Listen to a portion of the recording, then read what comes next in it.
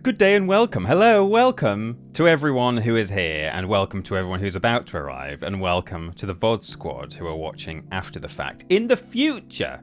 How are they doing that? It's amazing. Welcome, one and all, to a live stream with me, Tiny Peter. I'm here from TinyPeterPlays, and that means I'm going to be playing something today. Who'd have thought? Did you think it would happen? Is that why you're here? Is that what you're expecting? Well done, you. How did you guess? It is very nice to be here, and I'm looking forward to playing some more Spyro today. Oh, I need to accept a new privacy policy on Stream Elements. Okay, I think I've just done it. Hopefully everything still works. I understand you're quite an expert in the collection of knuts. Good. Hello, Tiny Peter. Hello. How are you? Good. How was your weekend? Great. Lovely to see you streaming. Thank you. Awesome job on the new video. Thank you. Hope you're having a wonderful day. Stephen, thank you for the bits and for the kind words. I had a very nice weekend. A new video did go out on my channel on the weekend. It's all about, well, should I even say? Because you might be so excited by the prospect that you'll head off and you won't watch the stream. No, that's fine. It's all about treacle mining. Treacle is a word that, as I've learned in the process of making this video, not really well known outside of the UK.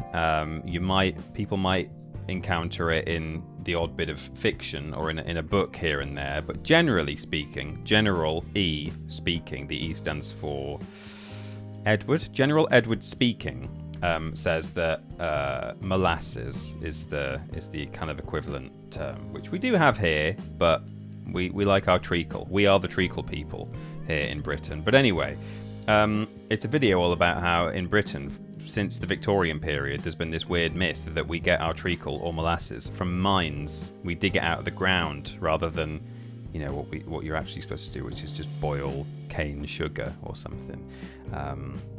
Anyway, maybe I'll do a little plug for that again at the end of the video, or the end of the stream. But there you go. Stephen, thank you for the bits. Really appreciate it. I'm having a wonderful day, and I had a lovely weekend.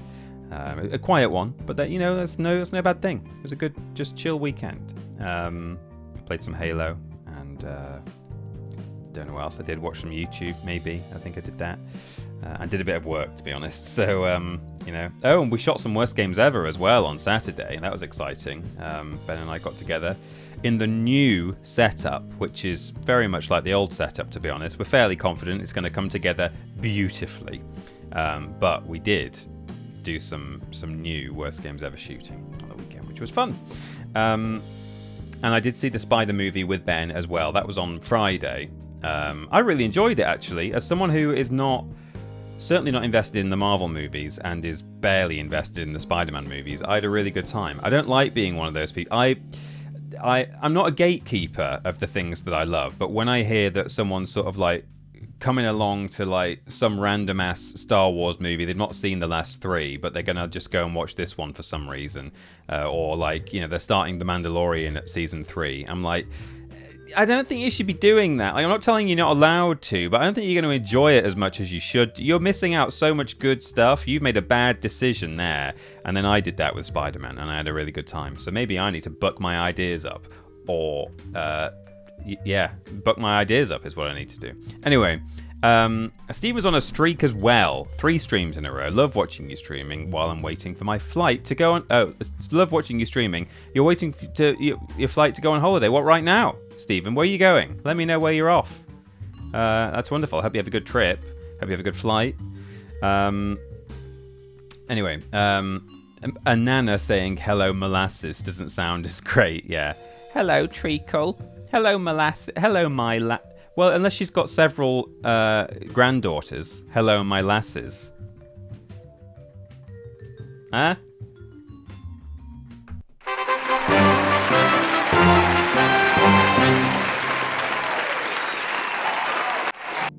I did say that I was going to, that I was going to set up a raucous applause button for when I do You're similar. doing incredibly well, aren't you? What a sexy player. Ooh. I need The results have been incredible. a little rim shot, I believe is what it's called. The badum tish. 2 snare drums and a cymbal. I think it's called a rim shot, apparently. Can't remember why. Should I press the saucy button?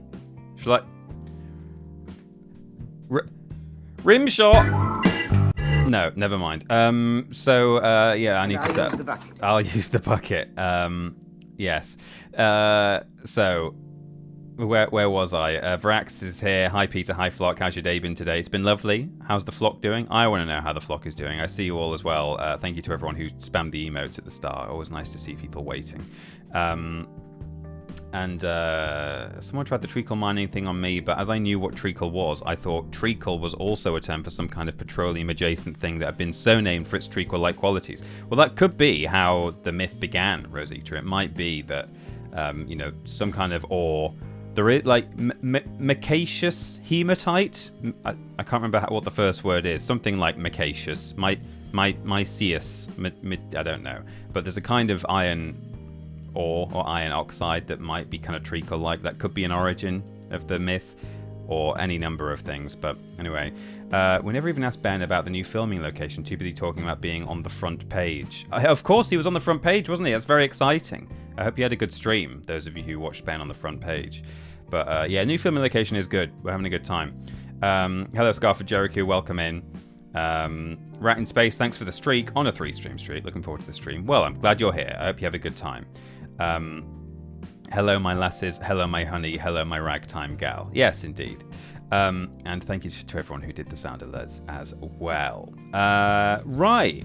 Well, he had over 2,100 watching. Oh my goodness me. That's got to be a bit frightening, hasn't it? I hope he gained a bunch of new followers and stuff. That's great. Peter is one of the best things about the internet. Well, old punk duck, that's very kind. I don't know if it's true. If you say it's true, maybe I suppose it must be. But those are your words. And no pants on. Did he have no pants on? Well, that's got to be even scarier, knowing that just below... I mean, I've got no pants on, but we know each other. So if I stand up and just give you full frontal, it's fine. We're basically family, right? But Ben had 2,000 people who weren't family, and that's worrying. The Spider-Man skin doesn't lol. No, you're talking about Ben. Ben didn't have pants on. Yeah, so... let's play, shall we, some Spyro, Year of the Dragon. That would be nice. That's what we're all here for. Oh, is this legs? Is this legs? Yeah, he had his is this legs out. And that's okay. Unless it isn't, in which case it's a breach of terms of service. But I've seen some stuff on Twitch that apparently is allowed that bloody well shouldn't be. Unless it should, because who am I to say what you can and can't do on Twitch? I'll tell you who I am. I'm Simon Miller. Oh. First one of the day. Thank you, Riz Cracker. I'm thinking about putting the price of that up. Because we do tend to have 3 per stream now. And it's like, wow, it is actually a horrible noise. To be honest, I don't mind it so much when it's just me and, again, you guys. Family. Oh, family. Don't know what that was. But it's when it happens like 5 minutes after a raid and there are a bunch of new people in the chat who are, rapidly making their minds up as to whether to follow this new channel. Who's this guy? What's he doing? What's this community like? No, I'm going to leave now. I feel, that might be what happens in some cases. So, excuse me while I just commit genocide on these rabbits.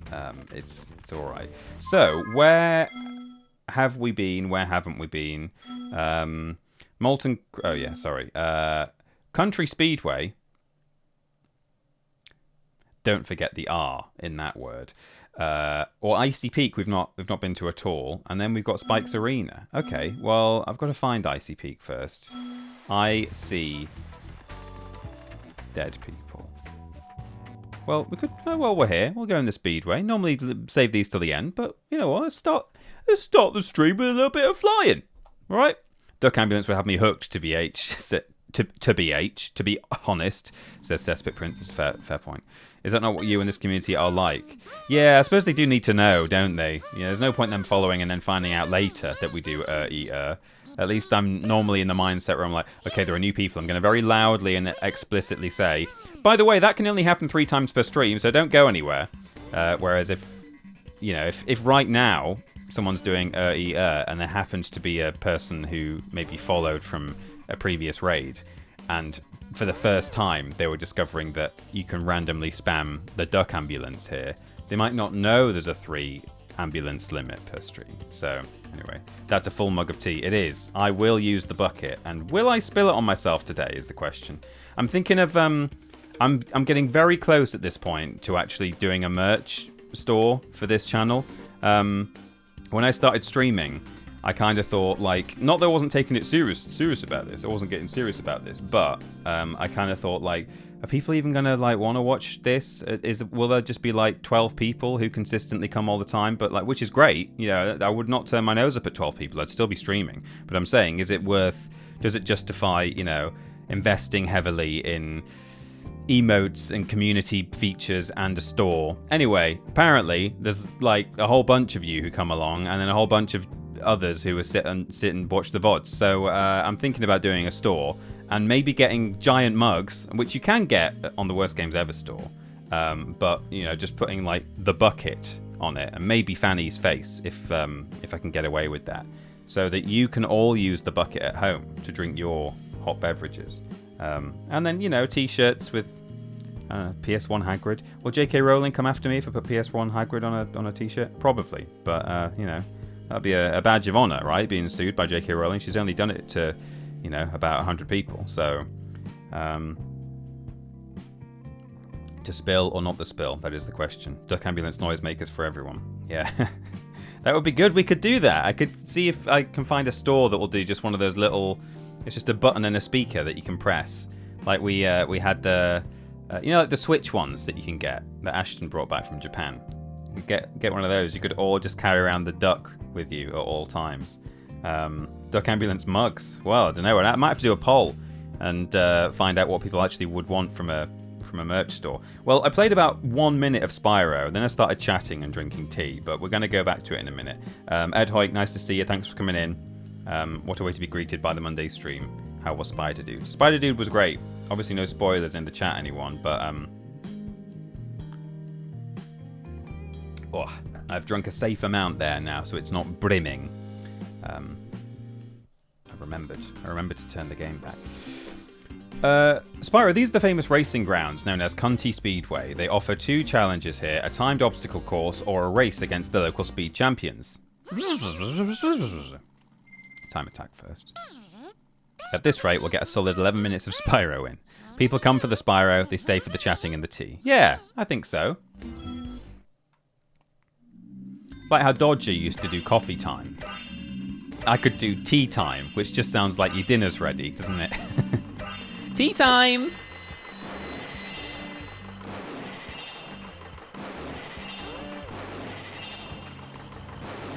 So we're killing these farm animals. Yeah, Nate, I don't know what you're talking about. I said it. I definitely. It's fine. Have these got berets on? These cows. Oh, jeez, he's going a bit fast. I know it's called a speedway, but like these look like. Who? Jill Valentine? Is she called Valentine? Why do I think her surname? Is that right? Is that someone else from video games? Is Jill from Resident Evil called Jill Valentine? No, who's that? Because is she not Jill? Or no, she's not a Redfield because that's no.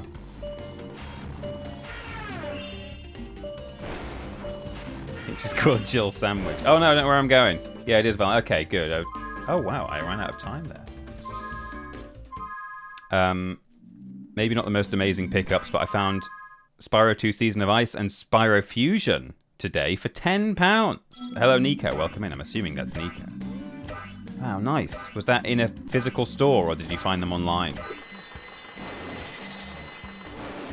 I've never played a handheld Spyro game, but I'm told there are some highlights. There are probably some lowlights as well, but that's good. Oh, whoops. Oh, I thought I might be able to just skim, just leapfrog. I might try that once more. That would be fun if I can do it. Spyro Fusion is painful to play, says Loser Quest Show. In a physical store. Nice.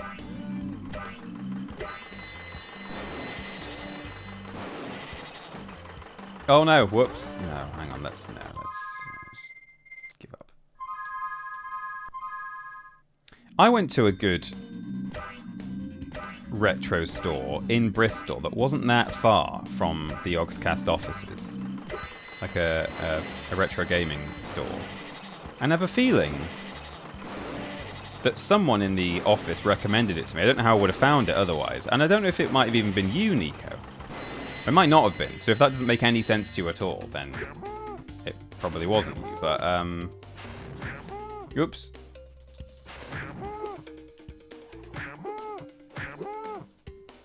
Ugh. Oh, whoops.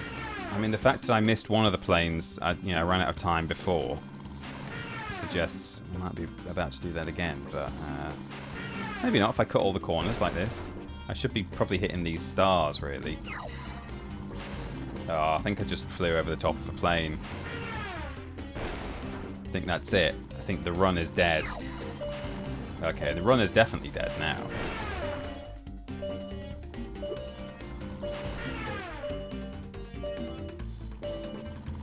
Oh, he was just down there. I could have got him, actually. Oh, okay, I missed two. Alright, fine. Was it called 8-Bit Planet? They closed down last April. It may have been called that. I honestly can't remember what it was called. But, they closed down last April. Oh, rip.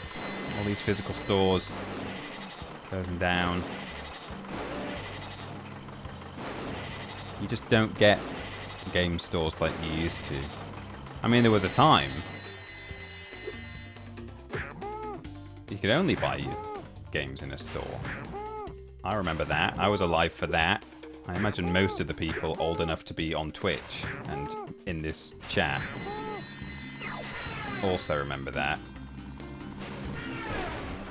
Have I missed out an entire type of obstacle here? I should be grabbing these stars, really. No, I've not missed anything out. I'm good. I've just been a lot quicker this time. Is the adaptive difficulty kicking in? Is that what's happened here? How come that was so much easier? Anyway, I did it. We have an amazing one in Swindon. It's also a music store. Oh, that's nice. Not even in your area. I heard the more up north you go, you tend to find greater shops. There are still some up here, yeah. There's one in, or there was. I don't know if it's still there, but there's one in Granger Market, which is an indoor market in Newcastle city centre. That was so amazing that everyone in the farmyard clubbed together to buy you this as a reward. Okay. Could they not have said, for more sort of farmyard context, someone found this in the chicken coop, but the chickens say they didn't lay it. I would like to race the biplanes. Now, I don't know why we feel the need to bring their sexuality into the equation, because they're just planes. Don't worry about it. But that's fine. Cheese is Life, thanks for the streak. 35 streams. Wowzers. Really appreciate it. Thanks for being here for all that time. Spyro Season of Ice, I remember enjoying for a handheld game. Okay, that's good news. Hello, Lord Brotovich, as well. I see you there. Welcome in. Nice to see you. Jill Christmas. Linear planes, yeah.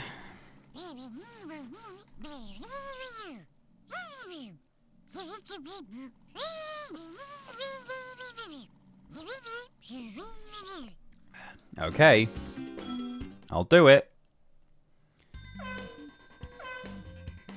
Now I've remembered that because we've done one flight level already and quote unquote completed it. But, actually, they all have a hidden Hunter challenge in them as well. Hunter, I think, is in that... Oops, oh, I should have grabbed that star. Hunter is in the building in the middle of this map. And I think this is the one where he flies his own plane. Because Hunter just has a plane, apparently. Don't know where he got it from. Don't know how he managed to bring it through the hole that we came through to get into the Forgotten Realms, or whatever it's called. That's a massive fairy there. But he does have a plane, apparently. So...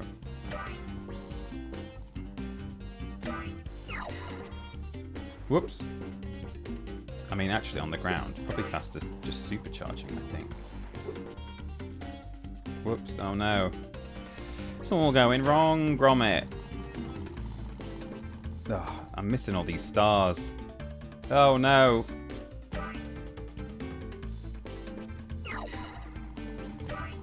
I can't even blame the controls, Gromit. It's just me not being very good.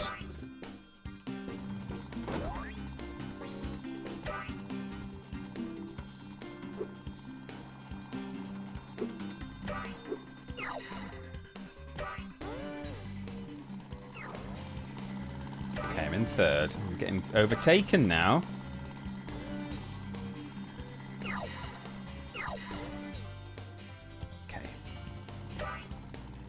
If I do a really good job of hitting all the stars on this final lap, then maybe, just maybe, we'll pull it back. Oh no! Okay, I can shoot this guy down.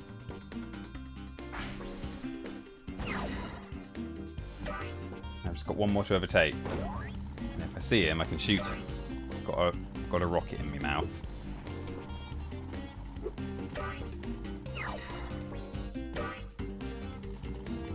Where is he? We're gonna have to do this whole race again. No, don't you come and overtake me. That is not permitted. Oh God. I can't see the guy in first. The guy in third's gonna get ahead. Oh no. Boo hiss. Okay, I mean, I missed too many stars, I think, in the first or second lap, so there you go. Whoa, Peter, massive what? I honestly can't remember. Can't remember what I said, but yes, that's what I said. Cheetah Airlines. You can't say that anymore. That was just a practice. It was, yeah, just a trial run. Played Reignited not too long ago, and this took me a few tries, says Loser Quest Show. I seem to remember this taking me a few tries. Maybe not even just in Reignited, but also in this original game. You know what? That's okay. See, you can really cut the corner there and actually grab that star that's immediately around the bend, but that's fine. We'll get there. We're doing it. I think I'm already doing a lot better here than I was in my first attempt. And I think this is probably the way to go.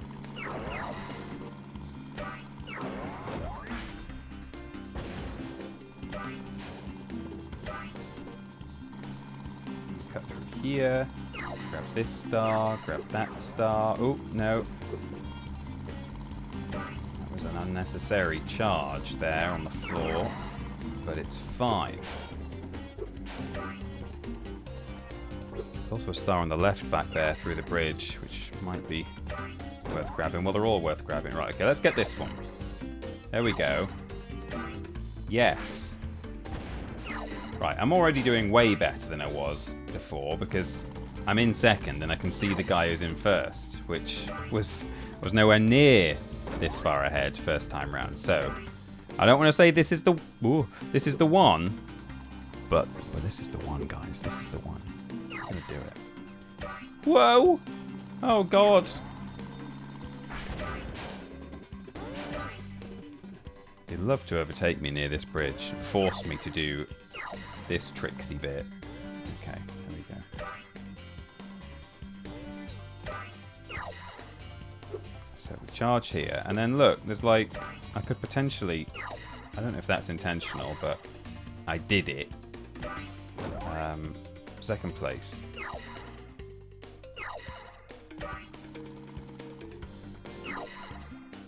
I'm not going to shoot just yet. Oh, I could go down there, couldn't I? Through that thing again, grab the star.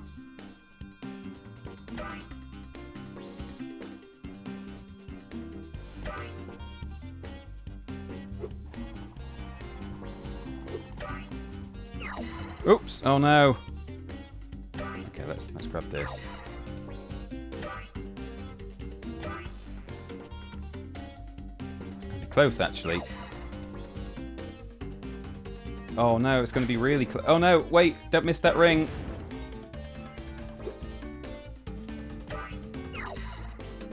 Oh no! How did I do so badly in that third lap? Oh jeez. Famous last words. Lord Rosovich, you're right. And maybe by you saying famous last words, you're the one who jinxed it. I'm blaming anyone but me. Blame Gromit. Blame Lord Brosovich. See, this, I missed that one first time around. I took the wide route way over the top for some reason. I guess that maybe I was following the plane. Maybe that's the route that the plane took. And then, yeah, I hit the floor, didn't I, when I did that one, which is not great. I think generally, especially if I've got a rocket in my mouth, I should be taking the lower route there rather than the top one. There's no point going through the top just to grab it. Oh, I get some of these bits mixed up as well. I'm thinking like, oh, now it's time to hit the ground. Let the bodies hit the flow. And it's not always time to let the bodies do anything. Check the bodies.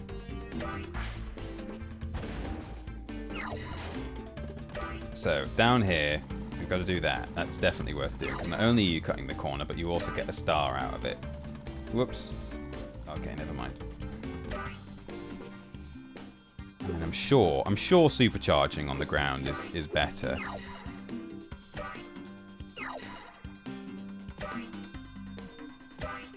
In places, anyway. Well... So don't charge here. Sometimes I charge there because I think, oh yeah, I want above the ground. It's fine. That's where I need to be. Oh no, I forgot to go left there and hit the star, but it's okay. It's alright. Oh jeez! I'm coming both ways. Okay. Oh, let's go down. Oh my god, it's getting really dangerous now. This guy's so far behind that they're coming at me. Cleopatra coming at you. Oh no! Oh my god.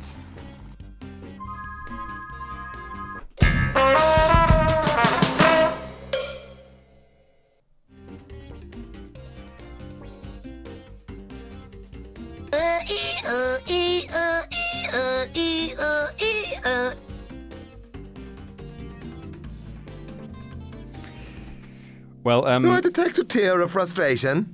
Is everyone laughing at you? Not doing very well, are you, me old pal? Do you really want to win? Go into the garden and bury yourself where none of us can see you. You're making us puke. The results have been incredible.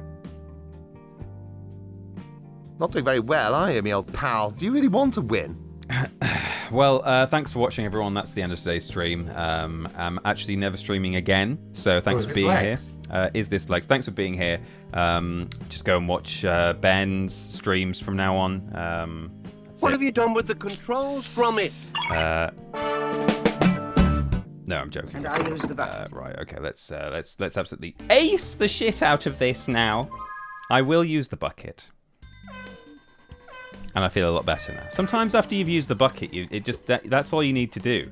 You know, you feel like, oh god, and then you just go and use the bucket, and you're like, oh man, that's all I needed. I feel right as rain now.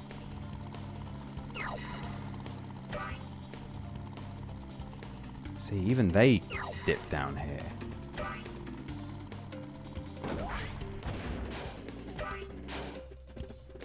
That's where I died there, just there. Oh, should have gone low there, maybe.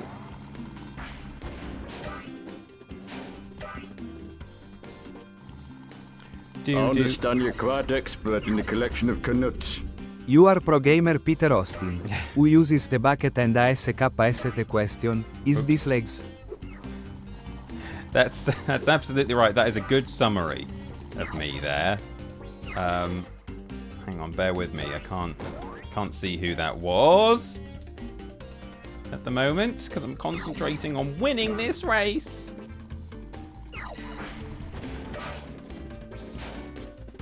That was Stephen. I'm pro gamer Peter Austin who uses the bucket and asks the question, is this Lex? That is absolutely right. Sounds like the summary that a language model would give of me. Ah yes, Peter Austin, the pro gamer who uses the bucket. And the catchphrase is this Lex. That, yes, I have heard of him.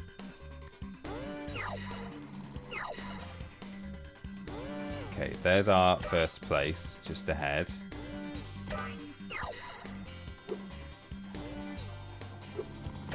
Okay, I'm about as... Oh, I've missed the one on the left again there, but I'm doing about as well as I was doing on the one where I lost.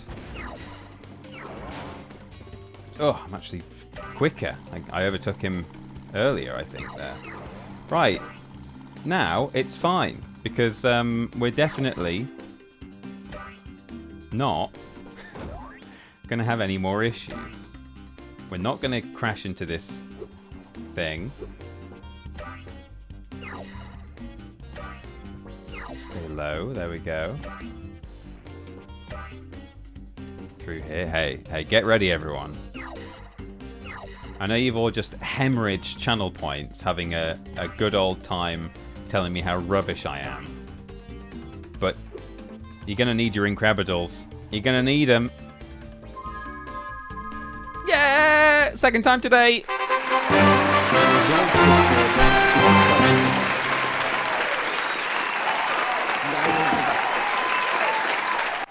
Thank you.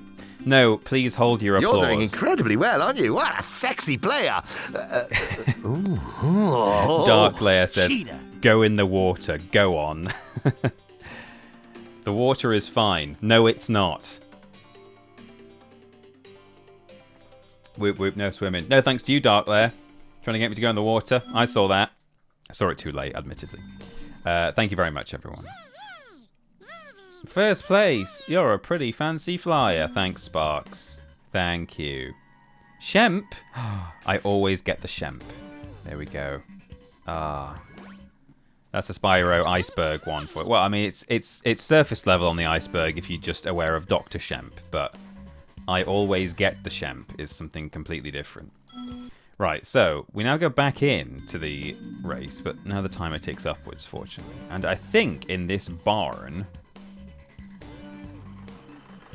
Does it have doors? There he is! Cheetah. Spyro, you're not gonna believe this. What? But there are sheep saucers and space cows all over this place. Oh. We gotta stop them before they abduct anybody. I just thought on this hot day you'd enjoy the breeze whilst flying, I totally promise. Yeah, no, a nice breeze and a nice little dip in the drink.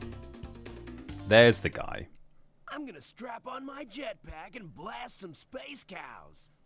Oh, it's jetpack in this one, is it? Not the plane. The plane must be in the other one. Butterfly Speedway or whatever it's called. Go for it. What's a space cow? Space cows are ferocious, laser-wielding bovines. There's been a bovine incursion, everyone. We've got to stop them, Spyro. Okay. Oh, great! It really is that's the no option. I did wonder, like it says let's go, or what are space cows, and what are frogs, and you know usually it's yes or no, but that didn't look like no. What if you do just want to know what space cows are? You could have still asked me. So, should I go and get them?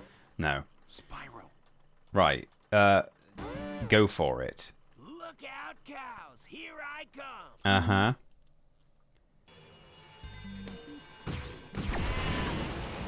Oh, it's a sheep. Hang on, aren't these... Oh, okay, there's the cows. We have got sheep, though, in the UFOs.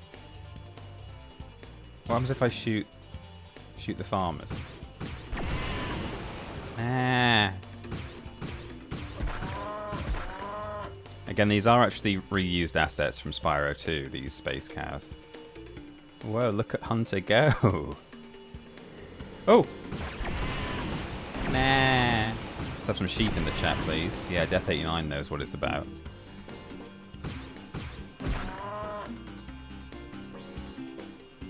Keep your eyes peeled, everyone. Ooh, ooh. Okay.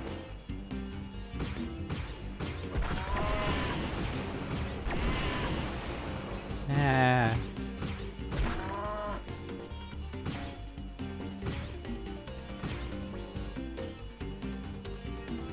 Loads of sheep in the chat. Hello, some kind of div. Welcome in. Oh, oh. No. Spyro! Look out for the space cows. I'll say nothing at all about the sheep. Somebody's gonna... Oh! Did I win? We got the last one just before he abducted this egg. Oh, okay. Got our eggs. Be careful, Peter. They're bad aliens. Okay. Yeah. Thanks for the streak, by the way, Dark Lair. 5 streams. Appreciate it. I would like to play the challenge where I leave this level.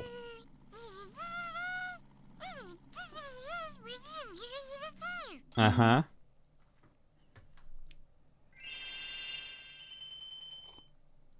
I understand you're quite expert in the collection of knuts. Steven. Peter Austin is best. He's such a pro gamer. The best of them all. Wow, thank you very much, Stephen, for more bits there. Really appreciate it. That's really kind of you. Thank you so much. The sheep are introduced in the first Speedway, so that's why he doesn't mention them. Yeah, it's just sheep UFOs in the first one. That's where he has his plane. So, we want Icy Peak. Is it in here? With the ice? Yeah. Last level of this world, and then we fight Spike? Question mark. One of them. One of the random ass sub bosses in this game that you meet and immediately fight. Oh yeah, okay, this one. Hello.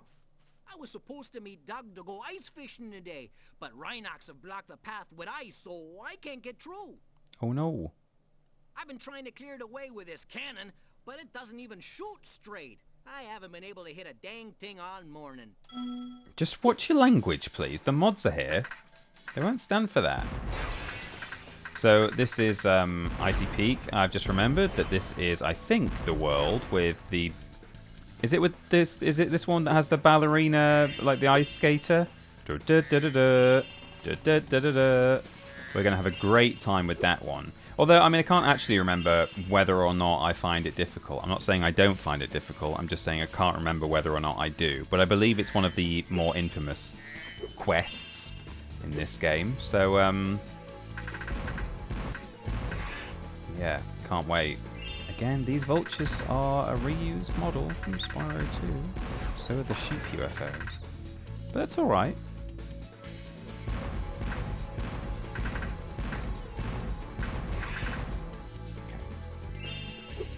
Sweet. Is he Irish? Yeah, I think it's meant to be sort of Canadian or Alaskan. It's not great. Which, because this is the US version, it might not even play the cutscene introducing Spike because of a bug. Oh, really? Okay. Did not know about that. Yeah, this is the US version. Oh, it makes a little seagull noise.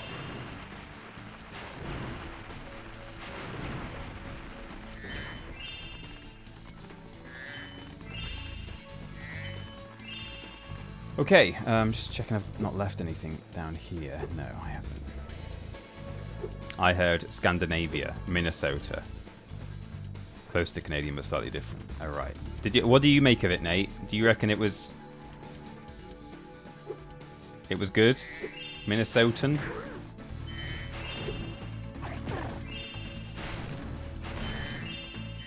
As a card-carrying Canadian, I can confirm I sound exactly like that. Except you probably apologise more, right? Isn't that the stereotype? That Canadians say sorry a lot. My aunt must be Canadian. She apologises for everything. You go and stay with her, and if it's rainy, she's like, I'm so sorry about the weather. It's like, what are you talking about? How dare you apologise for the rain? It's not your fault, Auntie. Ah! Says Princess, I do, soz. No doot about it.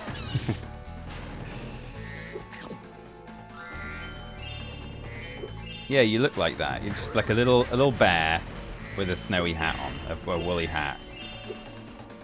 That's exactly what Cesspit. Oh, I'm reading the chat. I'm getting shot. It's exactly what Cesspit Prince looks like. They're called Bob and Doug. I'm pretty sure that's a Canadian reference. Okay. True Minnesota would put a heavy accent on the third syllable. Minnesota. Dead on, says Nate. It's perfectly accurate. Okay.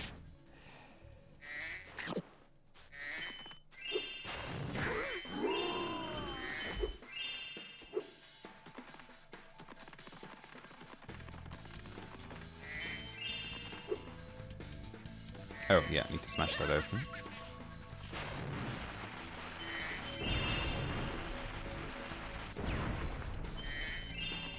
Gems.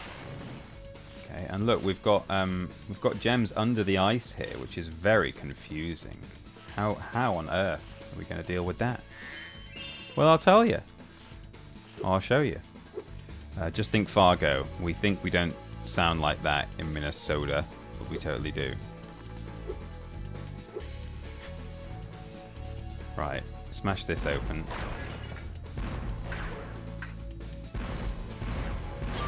Break the chest. Smash that and that. And is that it? Oh, we've got that as well. We've got a vulture.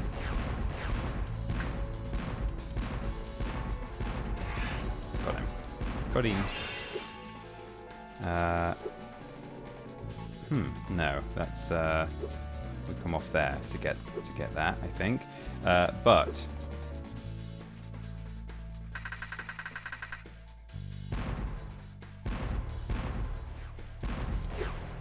right, man, I know I said this last week, but the more that time goes on, the more intrigued I am by how Spyro A Realm Beyond is going to play. Really very intrigued. Whoops. I'm trying to remember actually. Do I mean, I don't want the answer, but do I? No, I don't do that. I will. I have actually temporarily forgotten how I get under there, but it will come to me. Is it in here instead? Yes, it is. There's a big smash mark on the. There we go. It's a tunnel. Let's see. Spyro can breathe underwater, fortunately. Just like all lizards, right? All reptiles, quite famously, they just breathe underwater. It's a well-known fact, and I don't know why all you biologists and zoologists in the chat are screaming. Why? What do you mean? What are you doing? Why are you so upset? Like all fire-breathing lizards, yeah. All reptiles also breathe fire. Nate, you got to go to work, but thanks for dropping in. Appreciate it. Nice to see you, and nice to get an answer about Canada and Minnesota from you as well. A very important source of information that you are. Have a good day at work. What actually are these little guys? They're like little furry fellas. I like the guy from Ice Age. Okay, so head round here. There's some really exciting stuff continuing to happen in the Spyro modding community, by the way. I know I've already talked about how people are making custom levels in the new modding tool, Spaghetti Spyro. But actually, since the last stream, a really lovely edited level has just dropped from which is actually built within the PS1 engine itself, the original. It's the way you play it, I think, is you can like, I think you mod. I don't know if it works by modding an ISO, but certainly you like mod your disc or something. I don't really know exactly how it works, but it's built within the actual Spyro 1 engine, and it's this really lovely level, kind of Dark Hollow inspired, which happens to be one of my favorites in the whole trilogy, which is great to see. Full of Norks, and I've been wanting to see more from the Norks. So I'm feeling like I should maybe try and stream it at some point. It would only be like 15-20 minutes, I think, to play it in full, but it's too good not to stream, really. I've been sitting on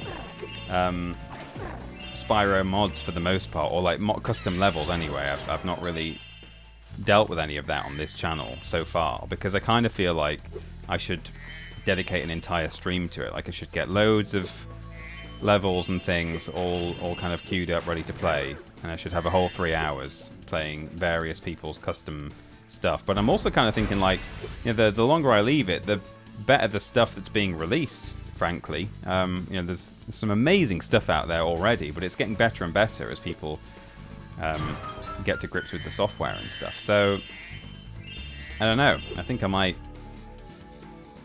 yet leave it for a little bit.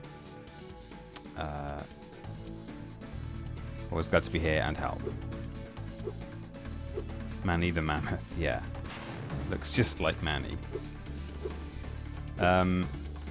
Also, a little update on the fact that I know over the past couple of weeks I've been saying, oh yeah, it's about time we did the charity stream, partly because, frankly, we want to play PS1 Harry Potter, right? And that's gonna that's gonna be part of that process, is that we should absolutely, at the very least, we should be doing a charity stream for a trans charity or a trans adjacent charity before we start playing some PS1 Potter.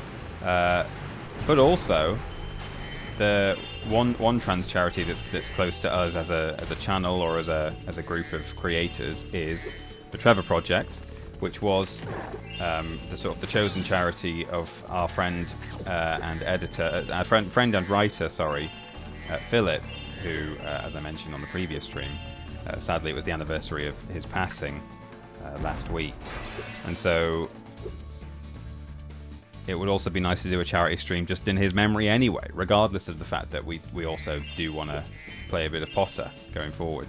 Now, all that being said, something that I've been kind of I'm working on, I've been communicating with much cleverer people than me who have been working on something in the background for me for a little while, is nearly done.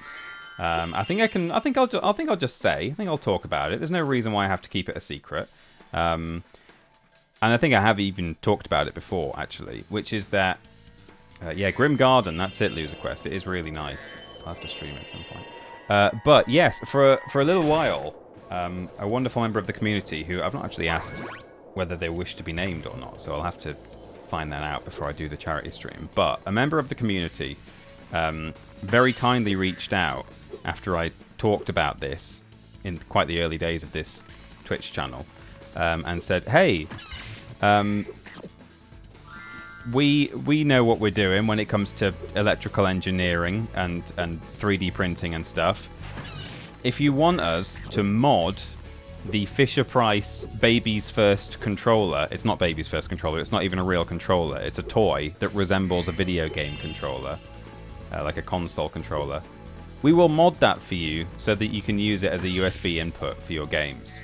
And so what I think, if that's going to be ready soon, which apparently it is, apparently they've got it working and it's pretty much ready to go. They're just going to like tweak it a bit maybe, and then ship it out to me. Here we go. I put up ice blocks this morning so Bab wouldn't beat me to the ice. Bab. Hole. If you want to try out the hole, you can borrow this fishing lure I've been using. So, I'm thinking for a charity stream, I will play all the way through Rugrats Search for Reptar, a classic if you're a long-time follower of my streaming content. Play using the baby controller, and possibly even a couple of other incentives alongside that, like when we get up to certain milestones, or if people donate a certain amount, I will, like, I don't know. How horrible is baby food? Should I, like, eat a spoonful of baby food? Maybe it's not even that nasty. Maybe it's just, alright, this feels like someone's chewed it a bit for me already, but apart from that, it's fine. But stuff like that, you know, if I raise a certain amount, I'll put on a stupid bonnet or something. Maybe if someone donates a certain amount, I have to play with, on top of using the bad controller, also wear baby mittens from a costume shop for a certain period of time to make it even more difficult. It is verging on, you know, some people are into, like, some pretty interesting stuff out there in the big wide world, but we won't go there. We won't worry about that, and we'll just, it's Rugrats cosplay. That's all it is. So, yeah, I'm looking forward to potentially, like that, just given that the controller is now ready, apparently, and that I am saying, I need to do this charity stream, I need to do it, I want to do it soon. I think the stars are aligning so that I'll be able to do Rugrats Search for Reptar using a Fisher-Price baby controller for charity. I've thought as well about maybe, like, getting some, because there's that level called Chucky's Glasses based on the episode, which I assume is also called Chucky's Glasses, where he has to play hide and seek but without his glasses on, so he can't see. Now, in the game, it doesn't actually affect you at all. You play as Chucky, oops, and he's not wearing his glasses, but you can still see perfectly well in the game. And I'm thinking, like, maybe further incentive is that if I can buy some, like, blurry lens glasses, then, you know, again, if someone donates a certain amount, maybe I have to, oh, I've gone the wrong way. I have to play with just completely blurry vision for 5 minutes at a time or something like that. I don't know. That kind of thing. So there's lots of options.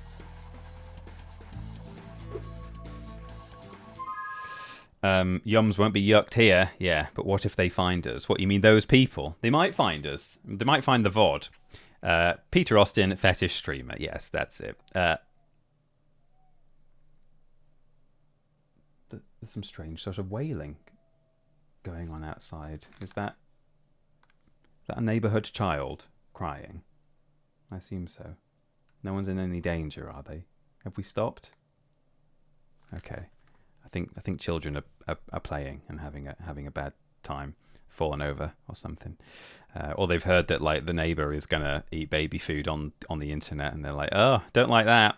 I love this idea, says Sprout Stuff. Well, good, I'm glad to hear it. Where's my Reptar puzzle? Sounds cursed, can't wait. Sounds awesome to me. Yeah, it depends on the flavor, Iron. Yeah, maybe if I find out the worst baby food flavor, then that could be something. Borrow James Jenkins glasses, I'm sure he won't need them. Yeah. Hate these bloody egg thieves. It's crazy how their parents were only like 30. I know, I saw that the other day. It said, oh yeah, according to the law, if you want to call it that, Dee Dee and Stu were, I think they were only just a little bit older than I am, which is troubling when you see how old and haggard they look. That would be so good, or even you have a blur filter put on the emulator somehow. Now, about the nappies part of the game, teehee. Oh, God. Yeah, I mean, that's the thing, like, with things like this, with the visual, what do you want to call them, like barriers or whatever, it's like, yeah, the viewers want to see what I can see up to a point, but if for an entire... Oops. Okay, well, sure, I did need to do that eventually. There's very little challenge, or there's less challenge than there should be with Supercharge in this game, because I can just face that and run completely sideways, perpendicular to this, and immediately gain the Supercharge, whereas, you know, it kind of feels like I'm supposed to sort of go and like duck in and hit it properly, but you know, there's no real incentive to do that. But yeah, with things like that, like when we used to do things like that in Rules Boss, we would obviously cut occasionally to, here's the game upside down, this is what Peter can see, or whatever it is that we're doing, particularly, you know, if it was a visual one. like, didn't we do a Splatoon one where we messed with all the colors or something? I can't remember. But yeah, I kind of feel like if it is, for example, if someone donates a certain amount, I have to play with Chucky Vision. Chucky Vision! Oh my god, I have to make a little alert for that every time someone activates Chucky Vision. Like, are an audience gonna want to see completely blurred gameplay for the entire time that I can see blurred gameplay? Or maybe I do a little picture-in-picture of, like, this is what Peter can see down in the corner. But you can also just see the full screen thing.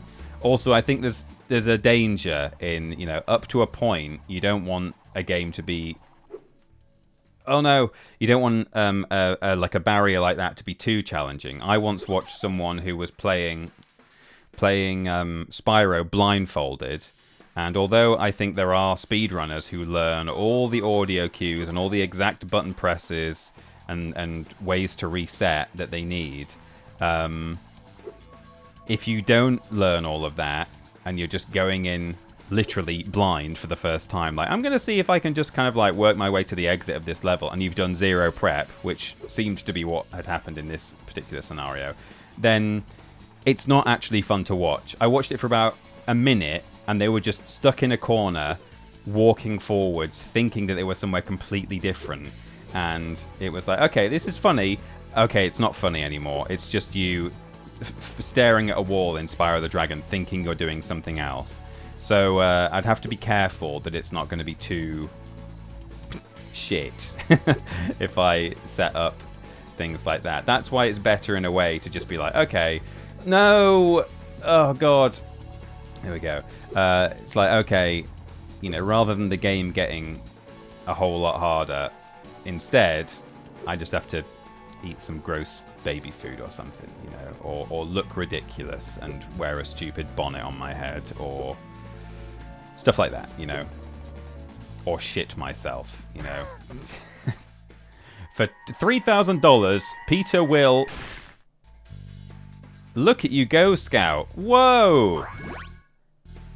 Literally interrupted my sentence at the worst possible point as well by your sweet dancing. Now there's another side. Isn't there another sideline that I've been running past?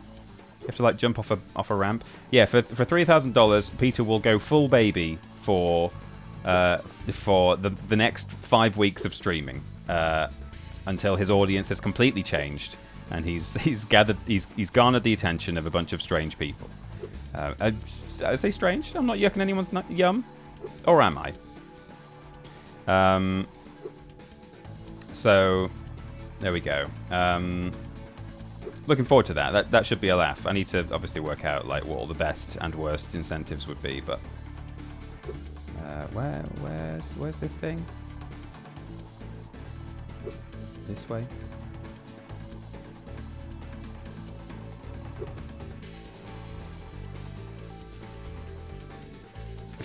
No, I'm not actually going to do that. Oh, there we go. Oh, jeez.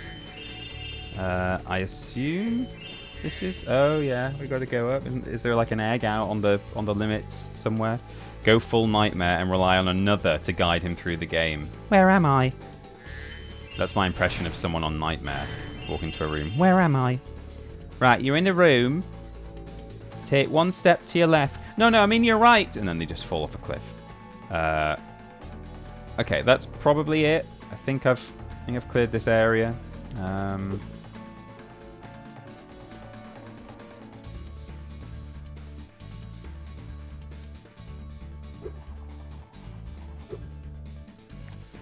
the exit. Just came back to this conversation. It's no surprise that TP's talking about dressing as a baby. Boring Loner, if you missed this, if you missed the context, I'm thinking that my charity stream, assuming the controller arrives soon-ish, which it's apparently going to, I'm going to play Rugrats Search for Reptar using the Fisher-Price baby controller, and then possibly also do several other themed kind of forfeits and stuff. Okay, so that's all the treasure. That's great. I think there's another doorway though. I've not got all the eggs, have I? No, I forget that Sparks is a cursor here. 5 out of 6. Okay, cool. That's fine. Oh yeah, because it's the excellent, like, ballerina or whatever you want to call it, challenge. So, oh yeah, through here. Spyro, would you like to go and see the ice skating? Step right up, Spyro. Behind this door is the single greatest show on earth. Can we pay you not to do that? Says Plushy Labs. You don't want to see it. Peter, have you ever played every Harry Potter game? They start as cute little adventure games and end as basically a third-person shooter with wands replacing guns. I've not played them all, Dr. Doom Grumps. No, I've only played 1 and 2 on PS1, and I think I tried to play 3 on PS2, question mark, at Triple Jump, and I got a bit annoyed with it, and I just stopped, because I was like, is this fun, just watching me be really bad? So no, I've just played the first couple. I've seen footage of some of the other ones, but like, the later you go along that series, I'm less inclined to kind of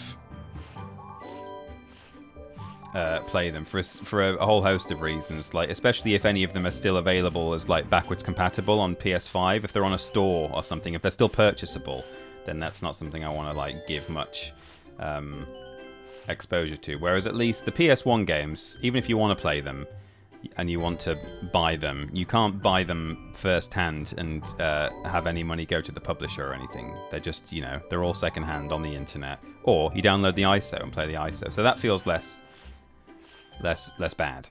The Yorkshire Goblin. Oh, Mr. Potter, I'm overwhelmed. Sounds like he'd rather be literally anywhere else. That's him. Anyone crazy enough to give 1,000 bits to this? I'm genuinely not fishing here, but I'm just saying out of interest. Anyone crazy enough to give 1,000 bits to this stream gets an alert of him saying either "I'm lost for words, Mr. Potter," or "What can I say? I'm overwhelmed." Let me see what the... can't remember exactly which one is which. Cheer alert. Variation settings. Oh, I've just got them listed as Goblin 1, Goblin 2, and Goblin 3.mp3. But yeah, bits. 1 bit is just the word Canuts. 100 bits is the usual one. I understand you're quite expert in the collection of Canuts. And 1,000 bits, I think, is "What can I say? I'm overwhelmed." But there's also "I'm lost for words, Mr. Potter." I think if someone donates money, that's it. It's also for actual donations, not just bits. So there you go. The Goblin is doing good work. Will you please help me perform my ice dance? These mean rhino... I've just heard this as Teletubbies, all that kind of show music, and now I can't unhear it. It is very Teletubbies type music. Protect the dancer from evil hockey players. Thanks, let's go. You go, Nancy. So off she goes. She's doing her little recital. Oh, she's lovely. She's doing a great job. Whoa! Well done, Nancy. And the nasty Rhinoc hockey players are coming to whack her over the head with a hockey stick.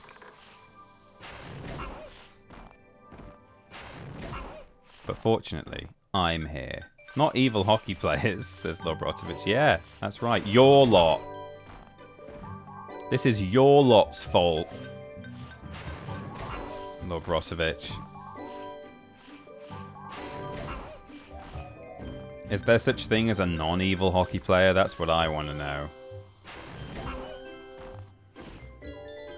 So, yeah, I was under the impression that this is supposed to be like a really, like one of those BS challenges that people absolutely hate, but as long as you just stick right by her.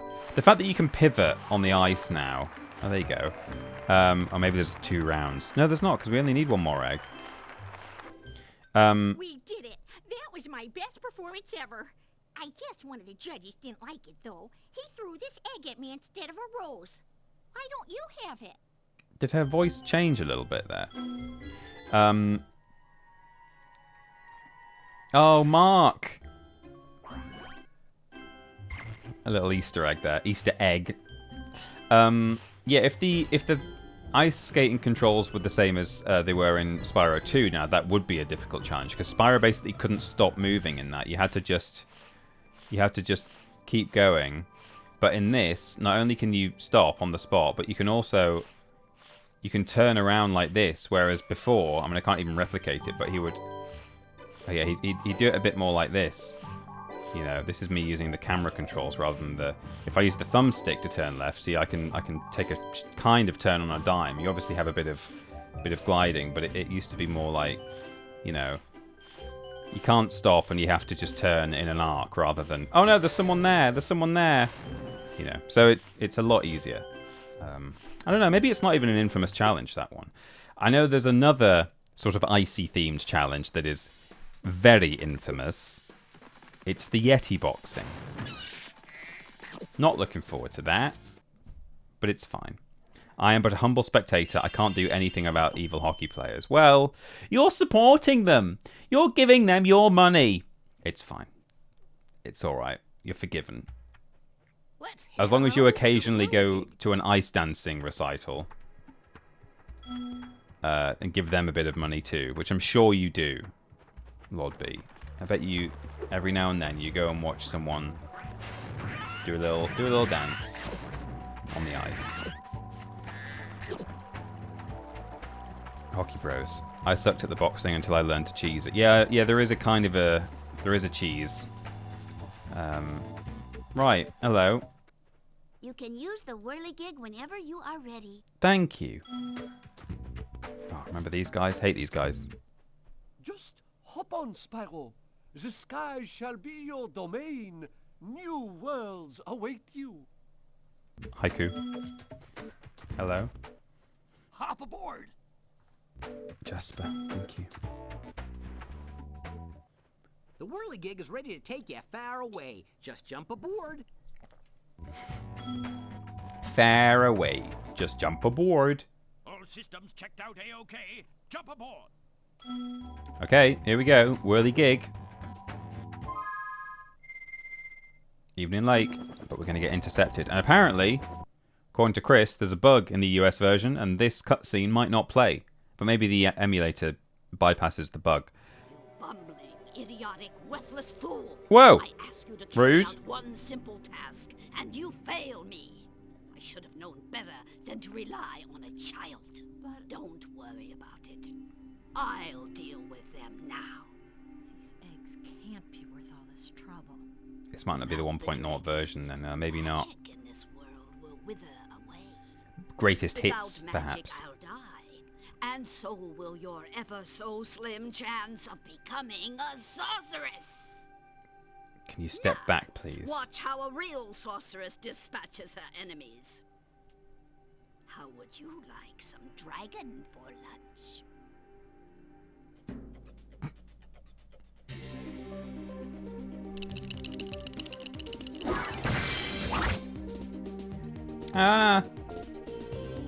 I'm surprised, Dark Glare, at how many people want to know how I found Spider-Man at the weekend. I don't know if it's partly because maybe did Ben mention it on his stream that we went to see it. I know I talked about it last week, saying that I was going to go and see it, but I don't know if he also reminded everyone that we went. But yeah, a few people have asked, which is no bad thing. I'm just it surprised me that people are so interested.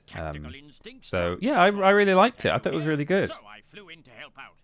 It seems my rocket launchers don't affect this creature, but I can assist you by dropping ammunition. Now get in there and fight the good fight.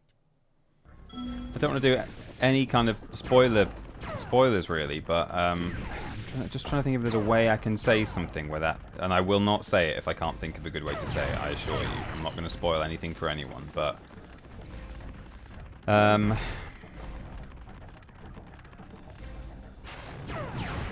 whoops! Do I not charge these at him? I thought I just tried to charge one and it broke, but maybe it's because he shot it at the exact moment that I... There we go. Yeah, it must have just broken, I suppose. The thing with the stuff, that's it. Yeah, I loved that. Is there a way to say this?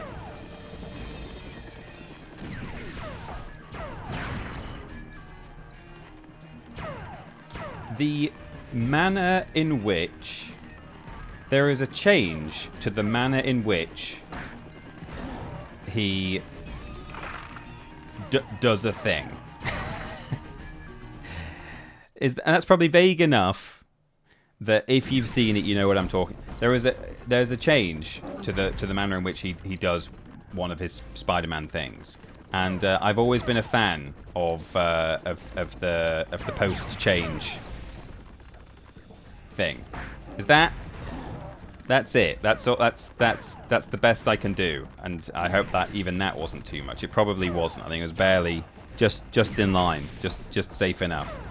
But yes, that's something that I like. Great wording, Pete.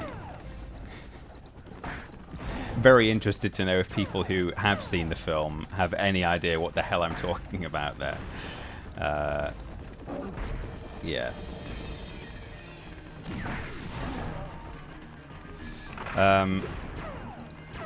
Pew pew. He's not even using his brute strength again. Well, he is occasionally punching the stuff, but oh, sizzled like a sausage.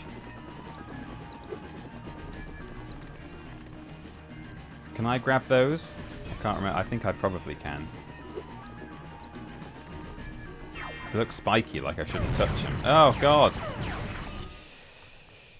Here's a spoiler for Spider-Man Brand New Day. Tom Holland is Spider-Man. Dr. Doomgrumps, you can't just go dropping cast reveals like that. They kept that so secret through all the marketing material, and you've just ruined it for everyone. Big ban. Just because you're Dr. Doom doesn't mean you can start doing Marvel spoilers. He bites the spider, and it becomes Man-Spider. What, like Man-Bat? Did Man-Bat's parents also get killed? Is that, or what's the opposite? Man-Bat was an orphan, but then a criminal jumped out after a play at the theatre and gave him parents, and that's why he became Man-Bat. I think that's how it works. Man-Bat killed his parents. Okay. Have you ever danced with the devil in the pale moonlight? Screw this guy. It's Sergeant. I keep just like, you know, not dodging these shots. That's kind of... Oh wow, okay, you have to charge. You can't just walk out of the way of those. I forget what even happened to Parker's parents. He always just happens to live with his aunt. Yeah, actually, I don't know. I don't know my Spider-Man well enough. Maybe it's been different from various, like, across various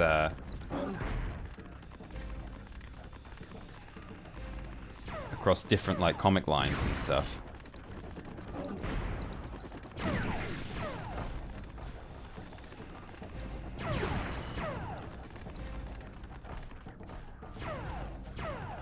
Right, there we go. Sergeant Bird, need rock. Oh, okay, there was one there. I keep shooting these rocks. I keep getting them in between me and him. Did they ever say how they died in the Holland movies? I don't know. I don't think so. I don't think they said how they died in...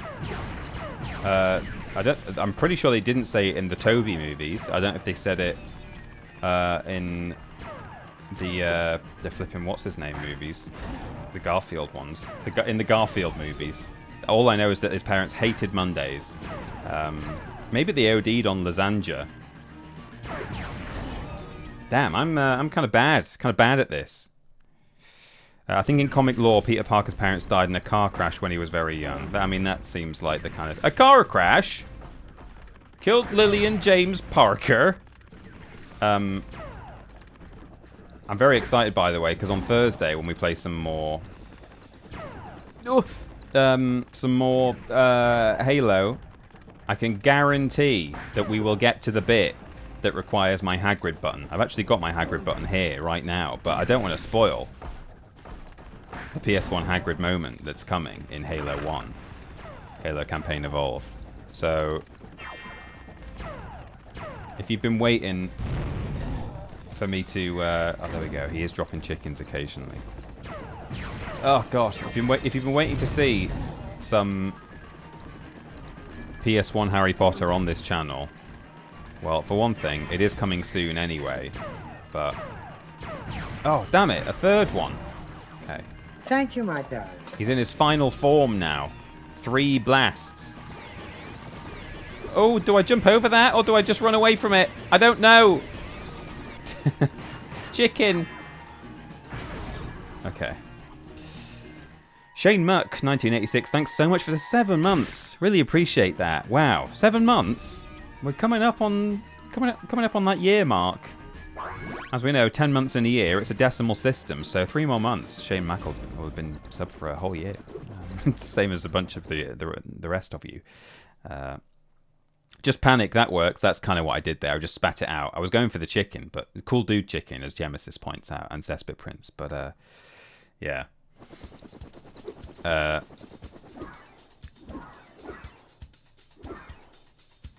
Here she comes. Ally. Listen to me, Dragon. Bianca. Spyro, this is serious now. The sorceress is planning a trap for you, and if she catches you... Believe me, you don't want to know what she's gonna do. Look, I promise to take good care of the rest of the eggs. I mean it. Just take Hunter and go back home before... I can't say it. Just go. Okay, whoa, she's softening.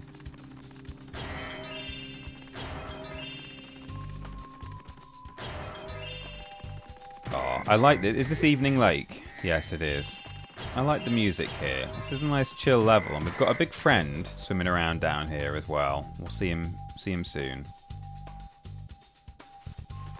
It is nice here. Can't say off the top of my head whether I feel particularly strongly one way or another about the levels here, but you know what we're going to do actually? I'm going to quickly hop on the whirly gig, and I'm going to head back to the previous 2 worlds to do the Sparks levels, and also to get the egg from Hunter in the first Speedway as well. So let's head to Sunrise Spring first. Yeah, this has to be the greatest hits version. Every other version of the game plays the Sunrise Spring music here. Oh, really? Okay. Must be greatest hits. Evening Lake is my fave, says Rose Cracker. Yeah, me too.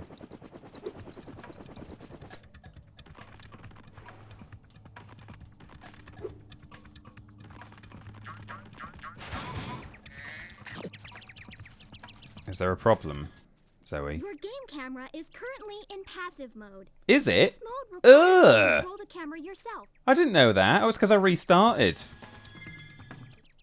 Your camera is now in active mode. And I did notice that I've been running around. I've been using the shoulder buttons a lot today to turn the camera. Oh, gross. Oh. Oh my god. I've been playing like a scrub, a noob lord for the past hour and a half. Why did no one tell me? God, I'm really glad I spoke to them. Yeah, yeah. Can someone...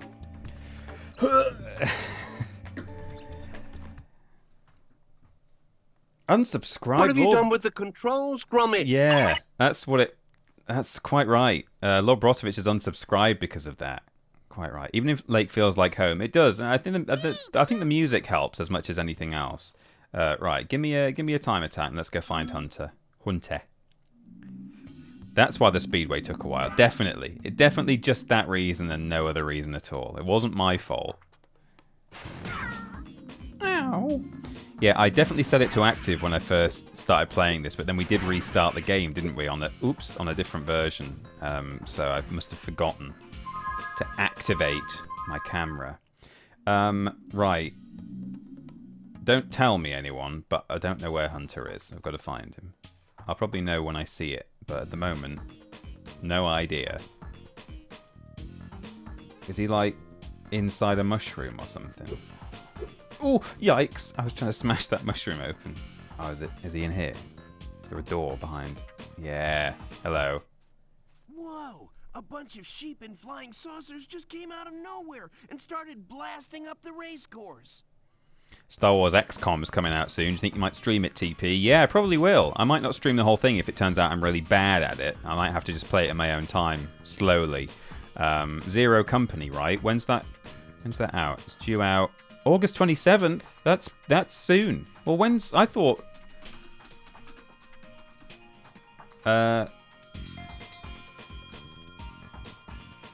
What's the racing game called? Star Wars Galactic Racer. Isn't that out soon as well? October? Wow, we're going to be eating well. Looks like I'll have to hop in my plane and teach him some manners. His plane. I don't know where he got this from, but... Look out, sheep. Here I come. This is good, actually, because not only is it kind of ridiculous, but you can fly wherever you like, and if you crash, he makes a great noise. It's actually quite hard to crash in certain places, and then really easy to crash in other places. Come on, Hunter. Say where. Yeah! I mean, did he say yeah? Can't remember. I might need to get shot by a... Can you not crash into walls? Can you only get shot by UFOs? Let me drive behind a UFO and try and get shot. Oh, whoops. I just want to hear him say yeah. I'm too good. I'm just dodging projectiles here. Yeah! It's great. It's really good. You'll be pretty good at it, I imagine. Still, there will be deaths. Brace yourself. Yeah, I have played... Was it XCOM? Or just a very, very XCOM-like game before? I've definitely played a game like that and had a really good time. And I can't even remember what game it was. So... It wasn't Mario vs. Rabbids, or Mario and Rabbids, whatever it's called. But, you know... That kind of thing. I've played... Maybe it was just one of the XCOMs. I think perhaps Peter's gamer uncle had an XCOM game at some point. And I just had a go and quite enjoyed it. I've definitely never owned an XCOM game, but... Yeah, I've played something like that before. And I suppose it must have been that. Anyway, looking forward to it. Of course, it helps that it's the Star Wars license. It particularly helps that it's...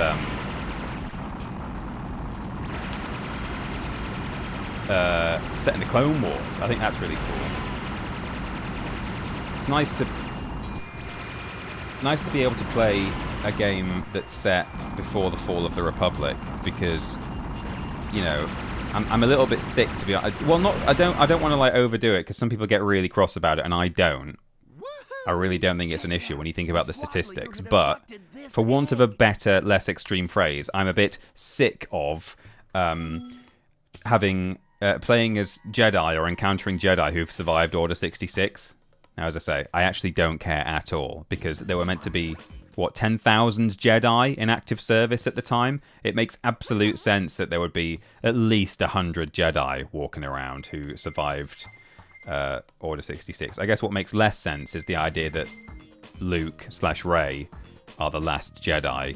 So you kind of need to think of a reason why all of those people who may have survived initially ultimately did end up getting killed. I guess the Inquisitors and stuff would deal with them, would deal with a lot of them in the long run. But you can't stop the older Jedi bonking. No, that's true. See you later, Cesspit Prince. Thanks for being here. Enjoy your breakfast. But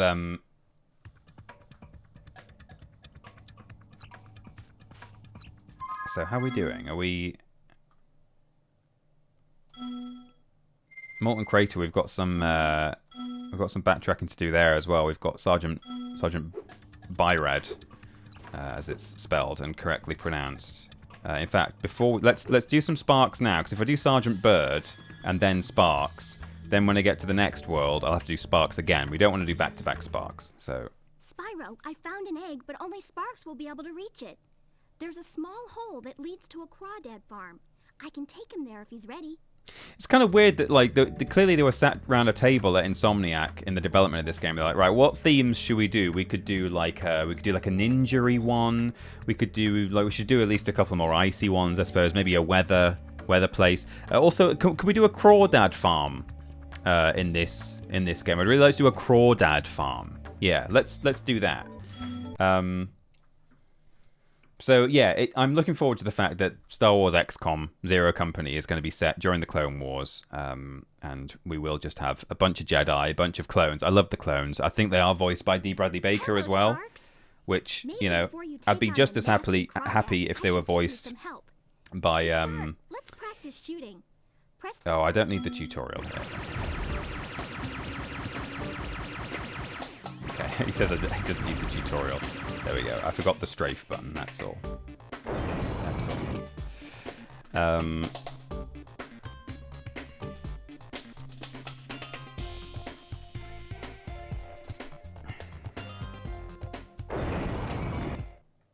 You can also move quickly by charging, like Spyro.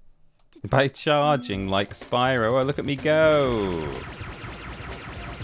So yeah, the Sparks levels are top down, sorry, rather than drop down.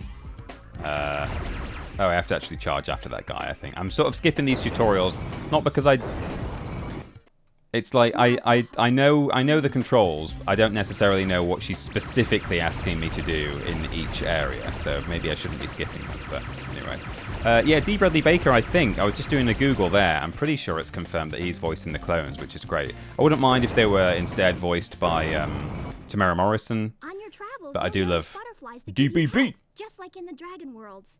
Not only that, but some butterflies will give you special powers. Bets on that Peter will kill more Jedi than Order 66. Eat any power-up butterfly. Yeah, might do.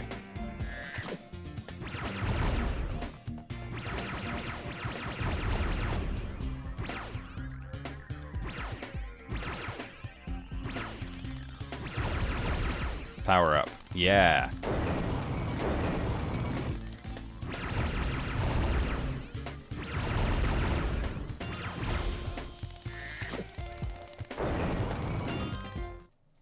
Looks like you're ready, Sparks.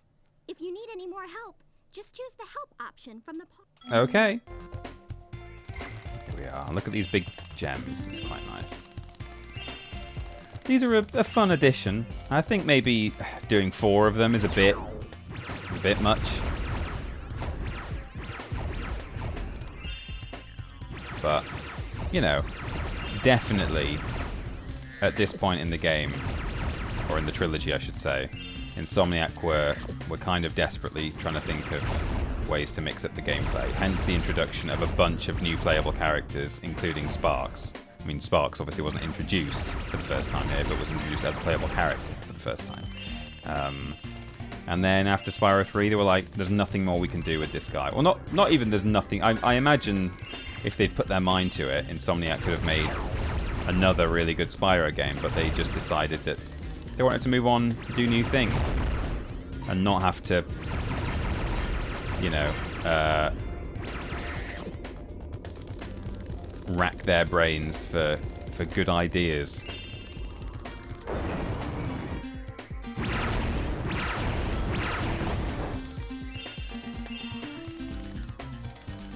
Flippin' heck, it is a crawdad farm, isn't it? There's loads of them.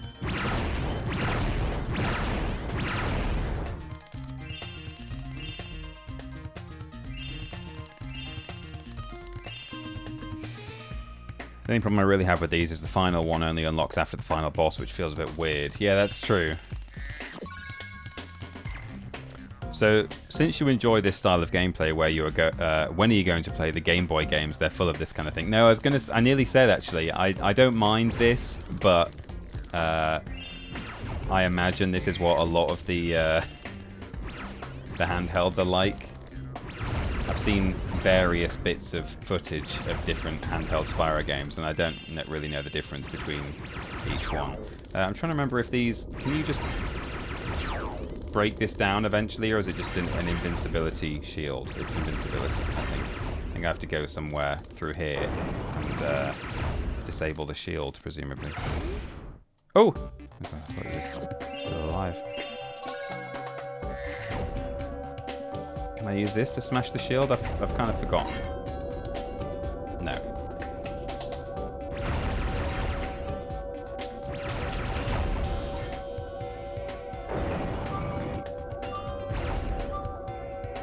Okay, I think at some point... Oh! Yikes.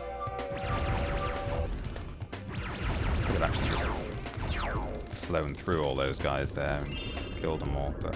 Here we go. Button.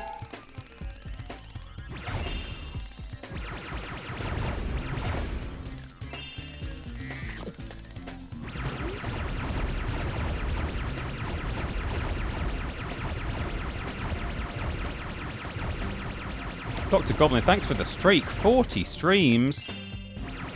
Bonkers. Thank you so much.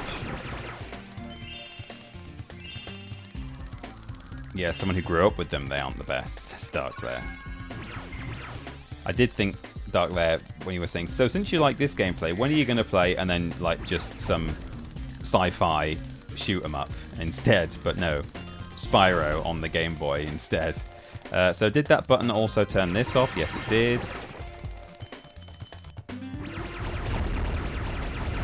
So when she says you can charge like Spyro, like this, presumably, no, that doesn't hurt enemy, or well, they die, but I take damage, so that's okay, good to know. Right, treasure.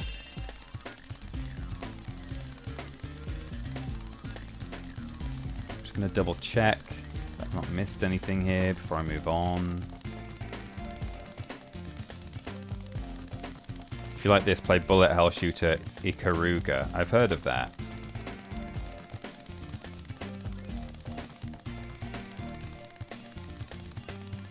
There's some really weird bullet hell games on the PS1. Well, not even bullet hell necessarily, but shoot 'em ups. Some really strange shoot 'em ups.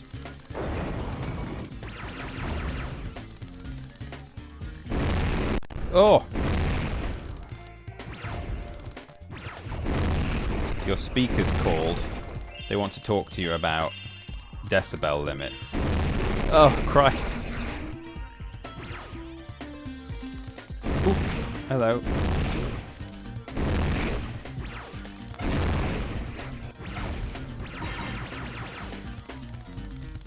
God, why do they move as fast as I do? Scary.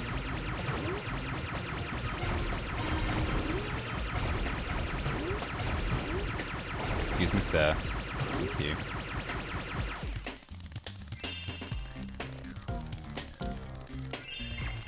Not left anything back here, have I? No. To be fair, I imagine Star Wars was the kind of franchise where they made at least one of every kind of game, so there's probably a Star Wars one. Yeah, probably. Might be in the sort of early, more early days, but yeah, probably is.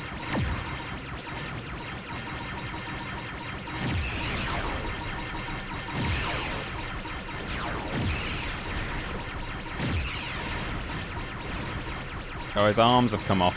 Or his claws. Nice! Nora. Bleeding Nora. Did it. Okay. Let's get all the treasure. Ooh. Oh, that way. Nice. Level complete, I think. Level complete? Level complete. Let's get out of here. Now, as you complete these, one by one, you unlock more abilities for Sparks. I think this first one just extends the range that he can... where he can reach gems. Nice work, Sparks. You've beaten the Crawdad King and found the lost egg. Crawdad King. Not only that, but some of the dragon magic seems to have rubbed off on you. Ooh. Now you can pick up gems when they're even further away from Spyro. Wow. When's the Crawdad King gonna come back? That's the boss that I want to see return. Do you think the Crawdad King might be the final boss of A Realm Beyond? It's what we all want. It's what everyone's been clamoring for. Are the health bars meant to be slightly cut off at the bottom? Oh, were they? It's probably just the way I've got my game cropped, actually. No, they're probably... I didn't notice, but I'm looking at my game now. It's hard to tell at this kind of angle, but no, it's probably the cropping of my... I didn't notice an issue with the health bars as I was looking at them, so it must be just... oops! The way I've set up my scene. So, clearly we intentionally left a little bit of treasure here because we knew that we had to come back as Sergeant Bird, but...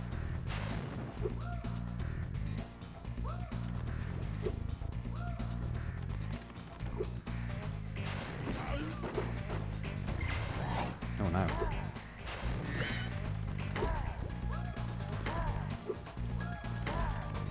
Oh no! Okay.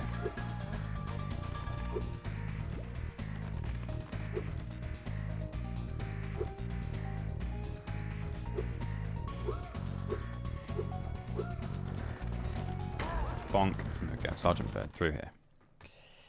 Yeah, just looked like a third of the bottom of them were cropped. Been a while since I played this version, so I wasn't too sure. No, must have been me. I just looked up what the Crawdad King looks like in Reignited, and I regret that. Oh, I don't remember. I've only played through Reignited Spyro 3 maybe twice in my life. Reignited.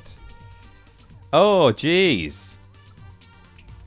He's like a monster made by Aardman. That's what he looks like. Goodness. Hang on, I can probably pull this into...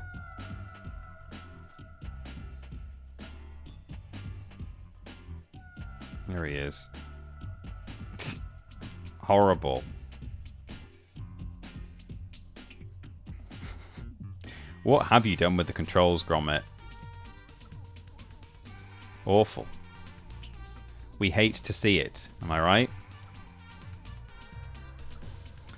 Yeah, we'll all use the bucket together.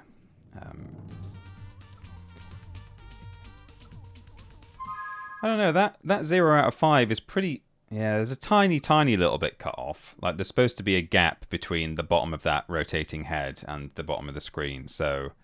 But it's almost there. So if all it's going to be is Sparks' health is going to be slightly cropped off occasionally, then, you know, I don't think we need to worry too much. But I appreciate you pointing out. Got no Sparks. Because I took some damage out in the... Oh, okay. Okay, brilliant. Hang on. There we go, we got Sparks now. I'm playing a game of hide and seek with my friends. If I can't find where they've hidden their heads, they won't let me join the Tiki Lodge. Help me put them back together, and I'll make you an honorary member. Right. So for a start, why does me helping you mean that you then get to join the Tiki Lodge? That's not you passing the test. Also, speaking of Aardman, this little slug definitely looks like the one from Creature Comforts. It looks pretty much identical, doesn't it? Right, so you want me to help you cheat to get into your fraternity.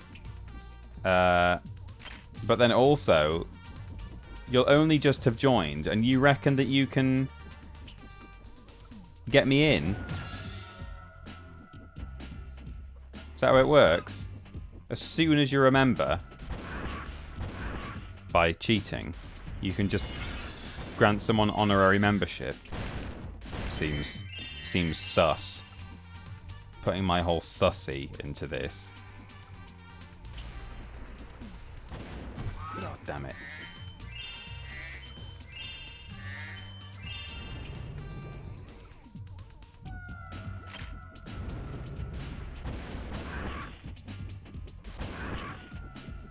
Parrot noises. Parrots, holidays, big. I've seen a final cut today. I believe it's the final cut of the live show. Get excited. It's still a little ways off from being published because we want to have the new and improved store working in well, when it goes out, when the video goes out, we want to be able to say, and you can also head to our store. So we're just getting that finalized, but you know, it could be soon, it could be soonish, it could be soon, it could be soonish, it could be one of those things. No more idiots laundering. I know, yeah. End of an era. People will no longer be testing stolen credit cards on our store. I mean, they might. They might find a way.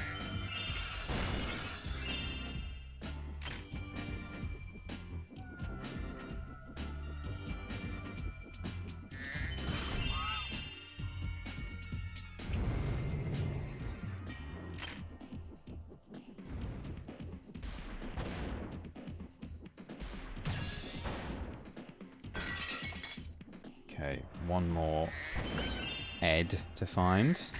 Headwood. Been in there. Oh, is there a secret up top? No. I always thought these sort of orange cracks on the wall were a visual hint that you should be trying to smash through a wall or something, but no.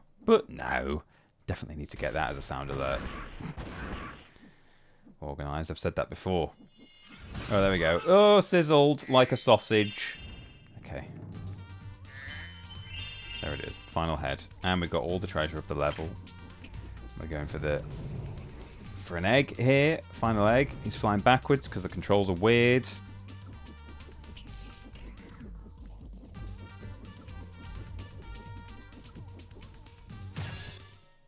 Take this egg as a sign of your honorary membership. I wanted to money launder at this store, but all I got was this stupid shirt. When? It's an excellent idea, Lord Rotovich. Nathan Ashby, thanks very much for the 50 stream streak. That's probably most of them. Thank you very much. Not a bad omen. What is the Tiki Lodge? What on earth? Like, what is this secret society? Right, now, I've not completed the level because I spotted this earlier. Haha, final egg. Ahaha. Klumboli, hello, welcome in, nice to see you. Thanks for being here. What have you done to our boy? Yeah, he looked so good in the PS1 version, right? And now he looks so bad. Definitely was always a beloved character design. I'm hyped to see the live show, says Ed. Well, we will get it out as quickly as we can. Without, of course, sacrificing quality. Will the recording of the live show also be live? Sure. Yeah, that's how it works. I think I'm in trouble, Tubbs would be a good one. I quote that so often. I'm in trouble, Tubbs. At this point, I should probably actually just pay for the premium version of the sound alerts system so that we can have far more available to us. Right, onto the whirligig. To Midday Gardens. Hello, sorry for asking, but why is Spyro a bird all of a sudden? Asks Battle Pants. Bonus playable characters in this game, Battle Pants, if you're not familiar. Sorry, one Battle Pants is your full name. Spyro 3 introduced multiple playable characters. A kangaroo, a penguin, a yeti, Sparks, and a monkey with a gun. When do I get the gun in Spyro 3? I'll tell you when you get the gun. In the third homeworld. Or the fourth.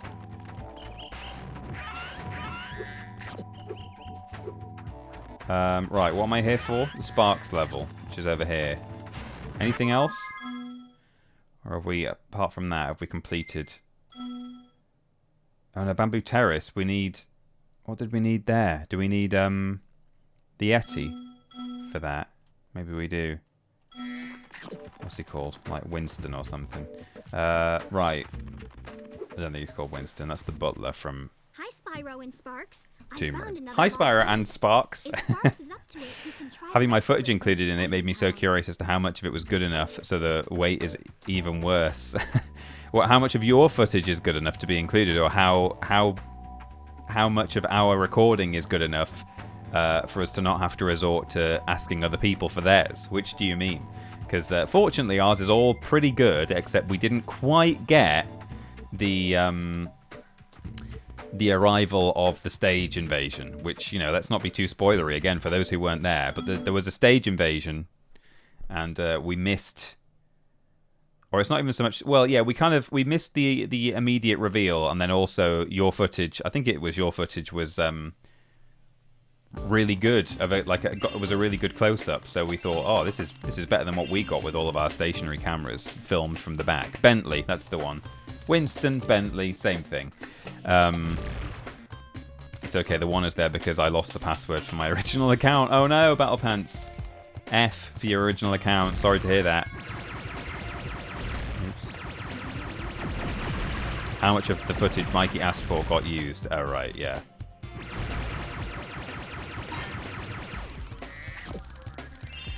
No, it's I'm sure it's all good. Okay.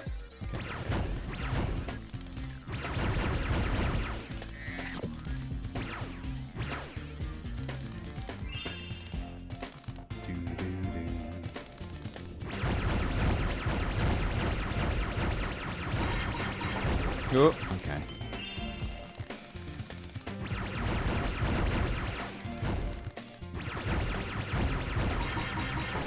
Coming out of the plant pots.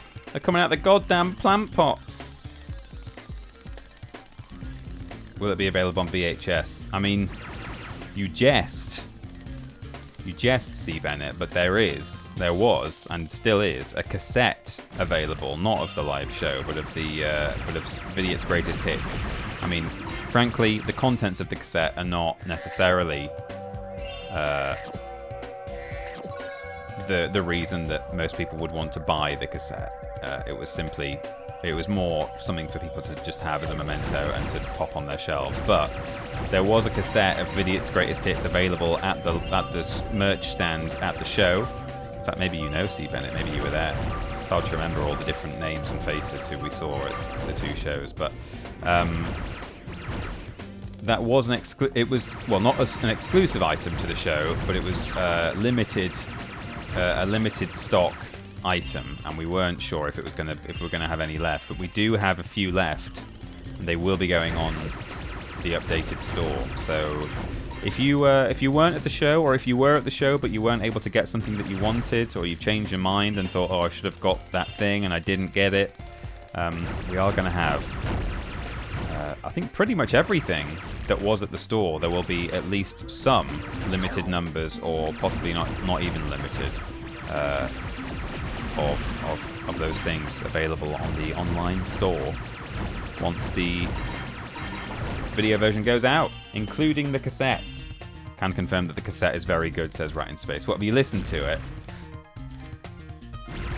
As you will have noticed, it only contains what in total on both sides, maybe 20 to 25 minutes of audio, 20 probably. And we could have had, I think, up to 30 minutes on each side, possibly. It was definitely 30 minutes something, maybe 30 minutes on in total. I think it was on each side. So very much just kind of, this is a thing for your shelf. It does play sound if you have a cassette player, but we're not gonna. We don't know what to put on it. Basically, this was pretty much the consensus. After the fact, after we'd finalised what was going on it, which is mostly, well, yeah, just some Vidiots' greatest hits, like some of our musical numbers that we've done over the years. I discovered the rap that Mikey had done for a gaming chair sponsorship that we had on Vidiots. I just found that on my on a hard drive somewhere, and that was just after we'd sent off the final audio to go onto the tape. And I was like, oh damn it, we could have added this to the list of Vidiots songs, because Mikey's dog rap is on there. But yeah, so alas, the gaming chair rap didn't make it onto the final mix, but it's all good. Kingdom Hearts 1.9 Unchained final mix, City of Dreams. Are these doors actually even color coded? Are the pillars slightly different colors? I don't know. Ooh! Because I'm getting different color keys, but they do only work on certain doors. So. Uh-oh. Getting a bit tasty.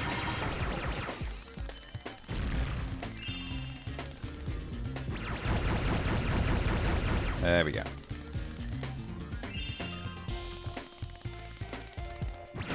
Ooh! Okay. Hang on. Let's grab that butterfly. That's what we want. Got him. Nice. I've been debating the keep honking I'm listening to Podiots car sticker, but I know I'd forget that whilst driving. I go, oh my god, stop fucking honking at me. Ah, yeah. I know, Amy wants to put one on our car, or if we've talked for ages about, and it's kind of like, not that it's not serious, but it's like, okay, we would maybe do this, but we probably can't right now, but we would like to at some point, maybe do a little bit of van life, if we can make it work, and if we can, you know, fit it into our work lives. Either, you know, she could take a bit of a sabbatical, I could either try and carry on doing content from a van if we can get some good 4G, or I mean, she could even maybe do some remote work. But yeah, we've thought about getting like a VW camper van or something, like the Post Some Tat yellow van, and just doing a bit of a road trip, either, you know, at the very least to various nice places around the UK, but maybe even onto the continent. And she said, okay, maybe we don't get one for our car. Don't put one on our car. But if we get a VW van and we go and do some road tripping, we definitely need to put the Vidiots sticker on. So we have got, well, I think we've got more than one. I took sort of 2 of everything, pretty much, for my some stuff that I want to have on display, or like have or use for it, whatever its purpose is, whether it's a sticker or something else, and then also like an extra lot of stuff to just stick in a box in the attic, so that, you know, when I'm an old man and I'm a granddad, I can be like, hey, I used to be something once. People would buy tat because I told them to. Hey, please buy our tat, and people did. That's right. Your granddad once did something that a few people invested money in. No, yikes!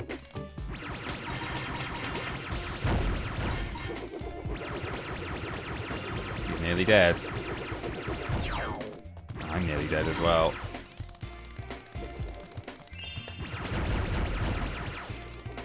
Where is he? Where is he? There he is. Get him. Got him. Good. I'm Peter Austin. This is a van, and this is estering. In-storing is what it says, but in-tour esting would be good. I mean, that's the thing. It would actually allow me to go to a bunch of places in the UK and film interesting things, which I do have a map. I've got a Google map.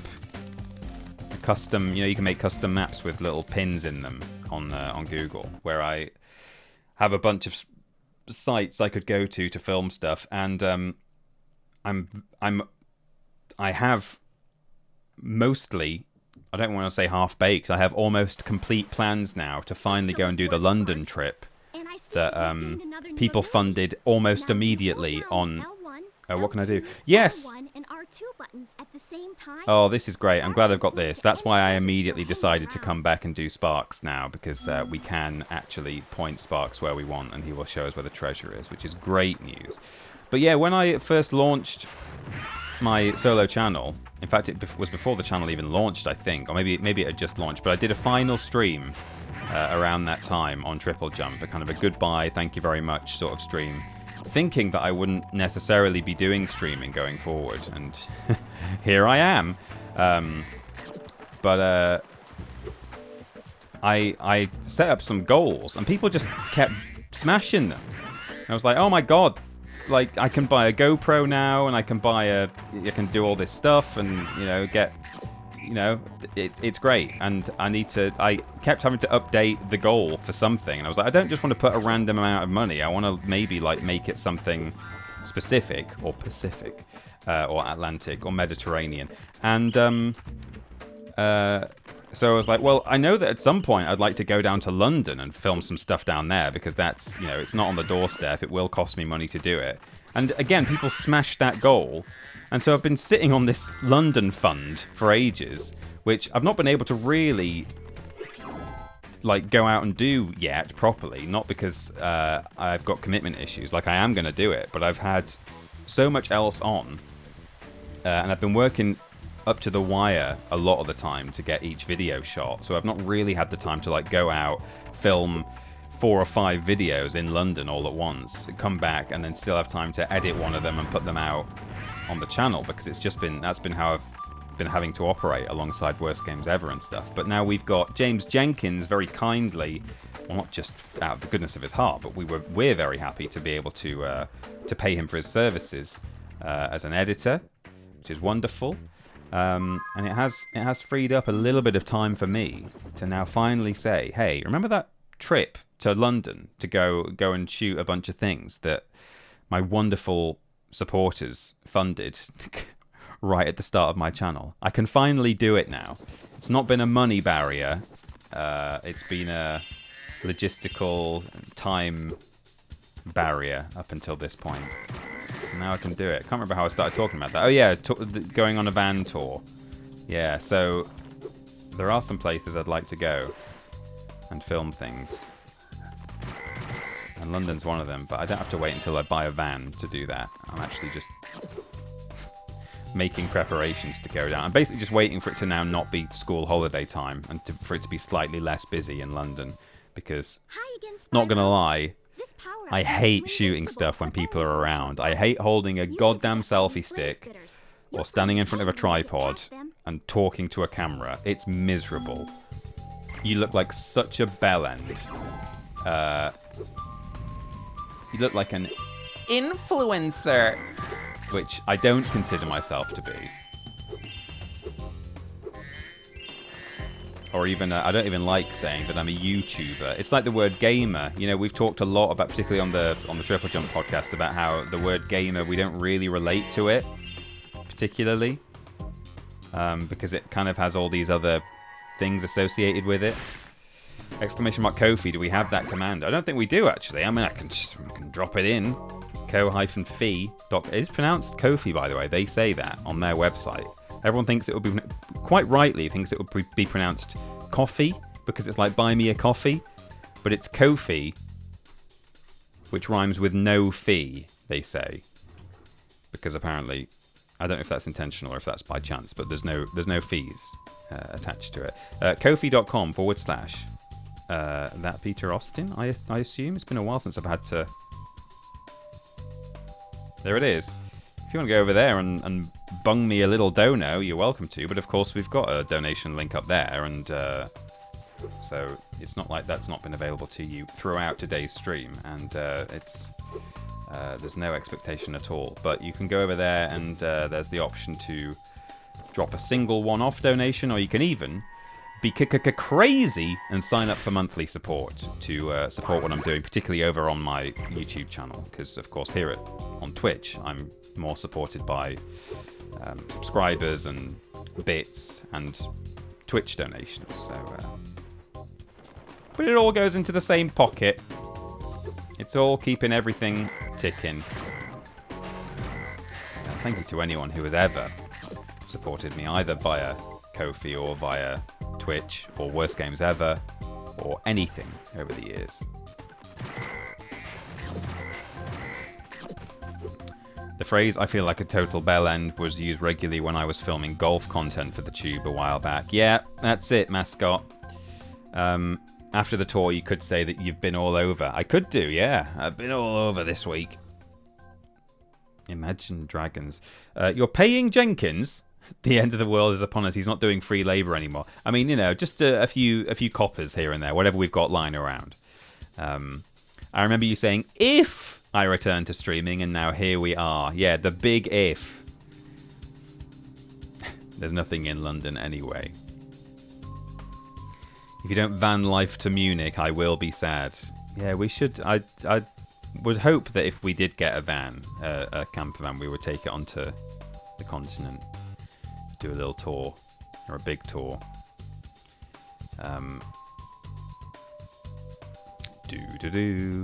I initially listened to it with headphones in case any of the tracks were just Mikey farting. Well, Rat in Space, did you listen to the very end of the B-side? Because that requires headphones. It's as an Easter egg. You heard it here first. B-side of the cassette. Listen out. Sean Wallace, thanks so much for the Prime for 5 months. Really appreciate it. Hope you're doing well over there on the chase. Such a clever man. Sorry, Sean. You probably get that way too much. It's funny the first time and then not at all, right? Okay, I think I've done everything above the water now. Right? This always looked to me like it would break, but it's not. It just needs re-shingling. Do I mean shingling? Is that the right word?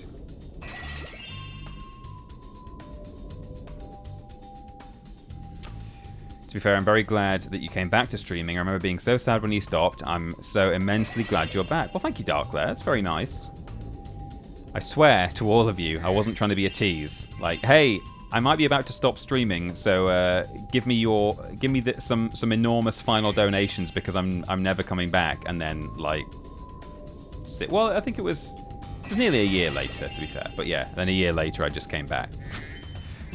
There was not a big scheme in mind. I honestly thought, no, I don't have time to stream alongside what I'm going to be doing. And then I kind of, you know, once I got into a bit of a flow state and worked out the way things work, and, you know, was very, very kindly egged on to come back and start streaming again by lovely members of the community, I figured, hey, you know what? Maybe I should give the people what they want. So thank you, everyone, for welcoming me back to the world of streaming and for, you know, making it, again, like a worthwhile thing, making it a success. Because, you know, it would have been a shame if I'd been like, okay, I have got a lot on, but I'm going to try and make the time for streaming. And then if no one watched it, that would be really sad. But here you are. Benson Boy, thanks for the streak. 7 streams in a row. Thank you so much. Always nice to have you.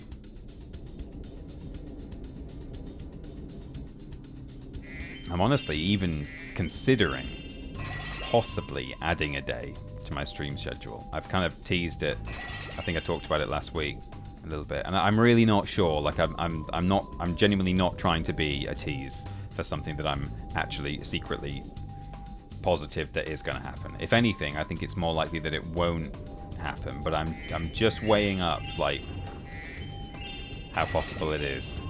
If I did do it, it would probably be more of a daytime session, like Ben does, you know, like maybe an 11 o'clock sort of thing, because as things stand, the evening streams, the 2 evening streams that I do, well, evening, I mean 4 till 7 is not evening.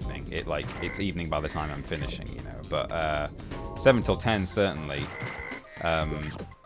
doesn't like interfere in life. But I kind of feel like Amy and I have both said, okay, well, I'm glad that like there he is. There's our happy friend. He swallowed us. I forgot that he does that. I immediately swam right up to his mouth and he swallowed me straight away. Oh, Jonah, he's been swallowed by a whale. It's very good. It's very clever. Can't get that track to work on my cassette player for some reason. Really?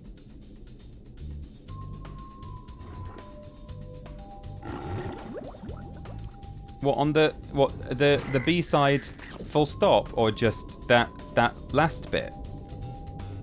Maybe they've left it off. No, they shouldn't have done, because it's the process whereby we gave them the audio. They wouldn't be able to leave it off by accident. Just the last bit. How odd. What, does it just plays till silence and then the tape runs out, or... Oh no, we might have a quality control issue. At least it just says question mark on the track list, so technically we've not promised something that's not there. The question mark is, there's nothing there. Oh no, that's slightly troubling to hear. I mean, they've all been made now, so we might have to just... Yeah, leave the last bit out of it. Oh no. If you hadn't come back to streaming, TP, who would tease me with continued promises of streaming Halo Reach one day? Yeah, that's it. It honestly would have been a bit sad not having you stream again. Of course, you'd be on our YouTube once a month, and the once a month Worst Games Ever stream, but just talking to you like twice a week is still something different. That's honestly, I think I said this at the time, that's the main reason really that I wanted to start streaming again. It's not, I mean, I really enjoy playing games with, you know, on stream and that kind of thing, but it was as much about just having an opportunity to kind of... There's something different, I think, about talking live on stream with the community. I know there were ways that I could interact with the community non-live in comment sections and stuff on my YouTube channel or in Worst Games Ever. And as you say, Lobrotovich, there was the live stream on Worst Games Ever once a month, but that's kind of, you know, you're co-hosting with someone else, and you know you've both got things to say, and there's a lot more to focus on.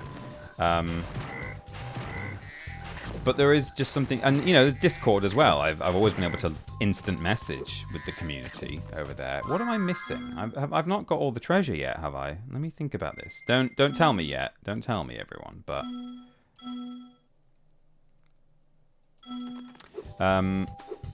But there's just something else about streaming. It's unlike anything else, I think. I feel like from here you can glide. There's an egg over there. Okay, I guess I just go up here. But there's a bunch of treasure hidden somewhere. Can I tell you about the select button to avoid the Atlas menu? You can. Love it. Thanks, Chris. That's new. That's not in Spyro 2, I don't think. Oh, I've not even been up this ladder yet. Wow, okay. Completely missed that. And then over here... Egg. Still missing some treasure, though. Hannah. Spelled the palindromic way. We love to see it. I will try and report back, says Rat in Space. I'll plug my cassette player in tonight and have a listen. Oh, no. I'm really worried now that the final track on the cassette doesn't work. That would be real bad news. I mean, again, the whole point of the cassette, really, more than anything else, was it's a fun, cool thing to have on your shelf or whatever. It's just a bit of Vidiot's memorabilia. Most people don't own cassette players, so they were never going to be able to play the music. So I'm not too worried if there is actually a quality control issue. That's the thing. We got sent them all, and under normal circumstances, if it had been a CD or a USB stick or something, I'd have definitely tested one of them. But I couldn't have tested one of them because I don't have a cassette player in my house. I've got a region-free DVD player for watching imports.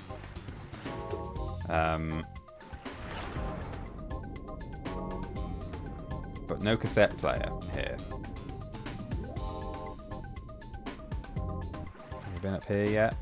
Ah, here we go. There we go. That's all the treasure. Thank goodness. Moneybag's just standing right next to a bunch of perfectly good treasure there. Never a CD. Yeah. This dim-witted furball, so you'd better believe he's not going to get out cheap. There was a manner in the way something changed that was enjoyed, was the non-spoiler review Peter gave. Also that he liked it. Yeah, I liked it, Benson Boy. I didn't really want to say anything too specific, so... But yeah, I enjoyed it. It was good. Just lying around on the ground, is it? It's probably just my cassette player, please don't worry. It's okay, Rat in Space, I'm not genuinely worried, but... I don't see why your cassette player would play everything except the last bit of that tape. Digitally, I could see how that would happen, but analog, that's a bit more... You know, the analogistics of it are... It's less likely that it's an issue with your cassette player, but who knows? Moneybags doesn't know how to smash the pots. Yeah, maybe not. The Tory has arrived again. The first rejuvenating breath of freedom. With the humility of a wounded sparrow, I genuflect to my noble deliverer. It was no big deal, dude. Dude. Yes. After all, it was I who let you out. Why, you brazenly avaricious, duplicitous, larcenous Ursine! Now, hold on. Biff. One more, perhaps? At least. Please do That's assault. afford me the sublime honor of enjoying your visitation in the nearest future. Yeah. Has anyone done an edit here where Bentley's line is replaced with great supine protoplasmic invertebrate jellies? Do they not have the guts to come and question me? Great supine... Can we hear it? I don't normally like to give that man any airtime, but Boris supine protoplasmic invertebrate jellies. Here he comes. Boris Johnson calls London Assembly great supine protoplasmic invertebrate jellies. 16. 16. Can I see those again? 2-minute video. We don't need all that. Let's skip to the... Here we go. Our members have decided they have no questions to put to you. Are you saying they're abdicating their duty to scrutinise me? Are you saying they haven't the guts to put questions to me? What Great is it? supine protoplasmic invertebrate jellies. They... Yes, indeed. Great supine protoplasmic invertebrate jellies. Thank you, Boris. That's Bentley's outpost. Well, while we're here, should we do it? Excuse me, he's doing what?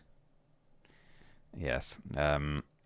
Wish he was just a funny man with blonde hair and not attached to all the horrible things. Yeah, if he'd not gone into politics, I will gladly help you on your he could have been quite entertaining. First, I must attend to my young sibling. I'm afraid he may have gotten himself into trouble during my absence. Oh no. It's boxing time. I think. Ha ha ha ha. That man killed thousands. Yeah, that's the thing. That's the thing. And that's his strategy, isn't it? Say things like great supine protoplasmic invertebrate jellies, and get away with Hey, bro, it'd be really being cool awful. If you smash that boulder, a swift smack should do the trick. Will do. Brian Butterfield, but it's Boris Johnson would have been great. Yeah, if Boris Johnson was just completely like not Boris Johnson, it would be great. Is basically what I'm saying there. Wouldn't it be good if that man was just not anything like the man that we know? All he has to do is change almost everything about him, and we'd be well pleased. So here we are. This is Bentley's outpost. We can smash like the Hulk. Although the Hulk doesn't use a club. Okay, can't do that. If you use your spin move to deflect the snowball into the gong, I bet we could make the roof cave in. I do quite like Bentley's normal levels, but there's really not much to them. Yeah, to be honest, of the four playable bonus playable characters, I don't mind Bentley's because they're not. I don't know. They're kind of just sort of straightforward, as you say. There's not much to them, but they're inoffensive, I suppose. I don't like, as I've said ad nauseum, I don't like Sheila's music. Brian, delicious butterflies. Brian Butterflies. And I also don't really like Sheila's gameplay. I think she's a little bit awkward to control. Actually. The results have been incredible. She's just got so much verticality and hardly any horizontality when she's jumping. If you're like doing a big leap as Sheila, but you want to sort of also go a little bit forward, it feels really kind of awkward, and I don't really enjoy it that much. Don't like her music, as I've said again and again. Sergeant Bird's music I don't mind, but it is a bit repetitive. You do hear it just looping a lot. His gameplay is alright, but again, he doesn't control quite as well as I would like him to. But Bentley, he controls fine. It's a shame that he can't jump very high, but that's kind of, they all need a little Achilles heel, don't they? And that's his. But, once we have to start fighting another Yeti, which we're going to do, I think, in this level, right? Then that's when you start having a bad time.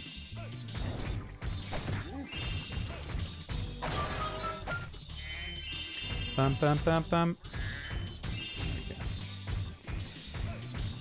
His one crime is he does boxing. Yeah, that's right.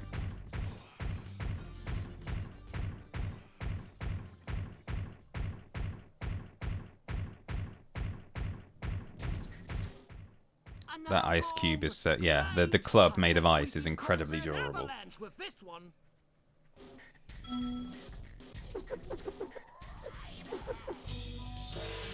Clang!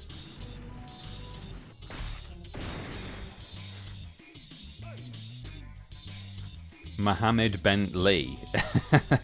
It's good. I like that. A stinking Rhinoc has blocked the way with this box. It shouldn't be any problem for you to push it out of the way, though. Okay. No problem at all. I mean, he is slightly straining himself, but skill point for pushing it off. Egg.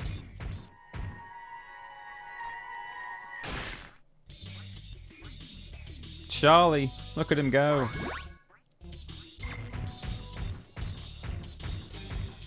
So, here we go. This chrysalis is so loose. I think I'm ready to buy a new cocoon.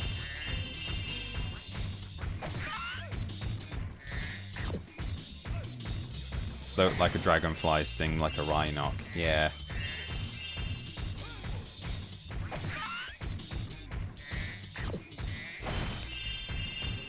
I'm really looking forward to playing some more Halo on Thursday. I do hope you'll join me. This isn't the end of the stream, by the way. I'm just saying because I'm thinking about it. Thinking about Halo while I play Spyro. It's the way to go.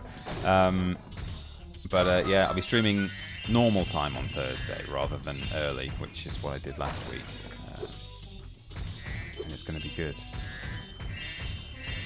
We're going to get some PS1 Hagrid. We're going to get the big twist. We're going to go around the twist in Halo.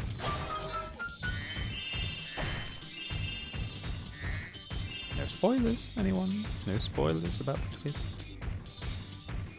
I keep saying I'm going to play Halo and I still haven't. Oh, Benson Boy. It is good. There's some ridiculous discourse on the internet about it, on r/Halo and stuff. You know, people just complaining about the most ludicrous things. But can I make? I can't make that jump, can I?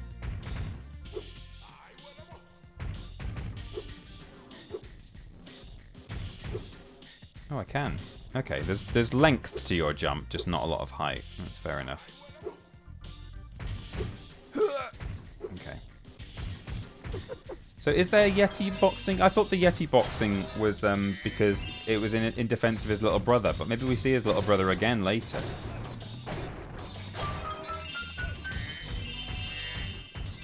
Or maybe not. Maybe his brother's not involved in the boxing. I literally have it downloaded to my PC. It looks really good. I think it plays really well. I tell you what as well, I mean, I should probably talk about this more during the Halo streams in case there are people who come along for those but aren't so interested in Spyro, which would be fair enough. So I probably will say this again on Thursday, but just so you know. Thanks, bro. Here's a little It is confirmed by the community, something that I felt. I was like, am I the problem? Is it the children who are wrong or is it me? No, apparently the Scorpion tank controls have changed. I've been like getting all turned around with the tank a lot, and thinking, what's going on here? Why am I so bad with this tank? They have changed it a little bit. The way that it, like the camera left and right. What have you done with the controls, Gromit? Gromit has been busy with the Scorpion tank controls in Halo Campaign Evolved, unfortunately. Where's the exit? Should I not be able to walk through that door? No, it's there. Okay. I saw someone moaning, probably with a bit too much venom, but saying, Scorpion tank controls are bollocks. It's shit game. And I was like, oh, good to know that I'm not the only one who's noticed a difference. As I say, I thought I was the problem, but I'm not the problem. The game is I mean, they're not that bad. It's just you have to get slightly used to a new system. I've worked out how to control it now completely fine. It's just the muscle memory of the original is not there. And again, I don't know how many of these things are things that have been changed in more recent Halo games, and it's not even Campaign Evolved that has caused that new change. It's like something that's been established in the past couple of games in the franchise, and it's just now been applied to Halo 1. Oh. Welcome to Frozen Water, Spyro. Thank you. On behalf of the Ice Fairies, I want to grant you a special power for as long as you stay in our world. Do I get it with the Keese, Gabrielle, or no? I've got Ice Breath.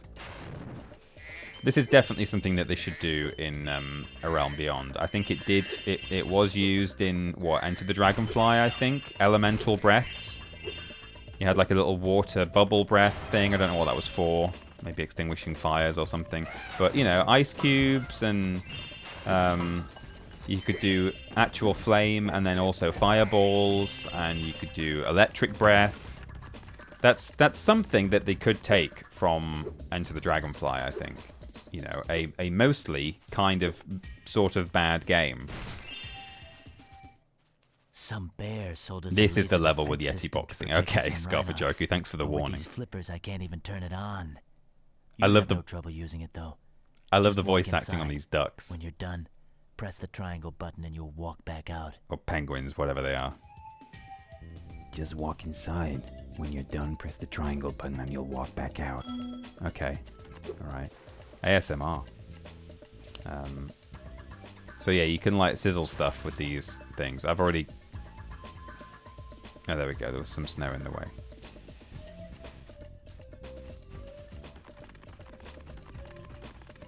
The flute does some really heavy lifting in this in the soundtrack for this level. Can't really hear it actually. It's a bit quiet, but toot.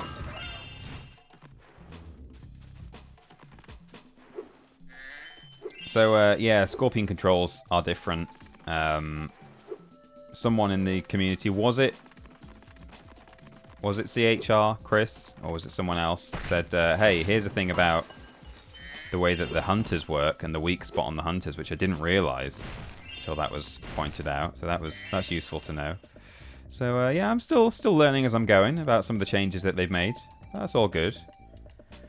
In short, though, Benson Boy, I would definitely give it a go, because I think for the most part they've done a really good job. There's very little that I can honestly complain about, and even then, like the issues that I've flagged up that stick out to me the most are things that I wouldn't even say are bad necessarily. Like I've said, again, I've said this a few times, that less keen on the voice performances that have been changed for the most part. Like I think a couple of them are better or just as good. A few of them are not as good, but that's okay. That's okay. And then what was the other thing I talked about? Was it the way that the hunters work, which, you know, is all right, to be honest. Eustace and I were having a snowman building competition when the sorceress brought them to life with a spell. Since then, they've been stomping around, building ice walls, and generally causing trouble. It's never your fault, always the game's fault.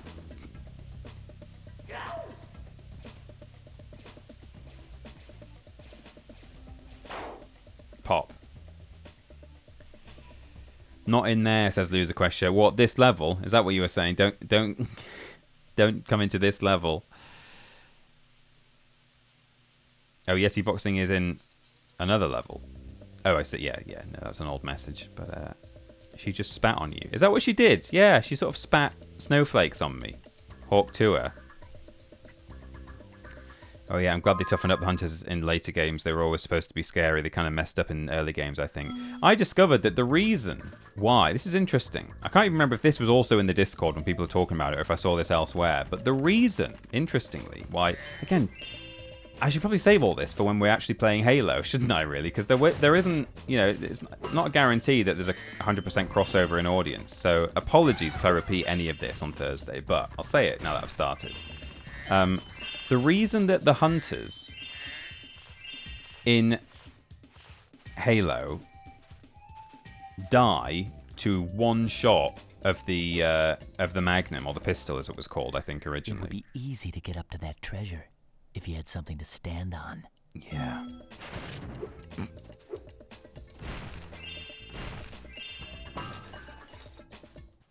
Purr. I don't know why, but I feel really cold. God. The way it works is that game has a headshot mechanic, so that if you use a precision weapon on an unshielded head in Halo, so that a precision weapon is either the sniper rifle or the Magnum, it's an instant kill. That's how headshots work in that game. Provided that an elite doesn't have its shield, you can shoot it in the head with a pistol, what am I doing? Or a sniper rifle, and it will die instantly. Now with the hunters, Bungie wanted to add what is essentially classed within the game's engine as a weak spot, like a critical hit area, on their exposed flesh. So it's like if you do damage to other parts of their body, they can take a lot more damage. But they wanted to encourage you to attack the fleshy bits, the worms. Unfortunately, though, there was no mechanic or there was no system in the engine for distinguishing between sort of critical damage or weak spot damage versus just a headshot. So their options were to not have anything in there at all, or if you use a precision weapon on a hunter's back, i.e. the pistol, the game has to just class it as a headshot, even though you're using it on the guy's back rather than his head. So canonically, hunters' heads are in their spines. I suppose it makes sense in a way, because a hunter doesn't really have a head. It's all worms. So why should there be a distinction between its head and the rest of its body? So in a way, canonically, it kind of makes a bit of sense within the lore. Or it's less nonsensical than it would first appear. Is every worm a head then? That's it. As long as you shoot one of the worms in the head, you can kill a hunter in one shot. So anyway, enjoy me telling you all of that again on Thursday, because I will do. So, but I thought that was really interesting, and it makes a lot of sense. Thanks for helping out, Spyro. Why is he talking like he's stoned? These guys they do come across as a little bit hippie-ish, I think. Laser, but you stopped them just in time. Nice.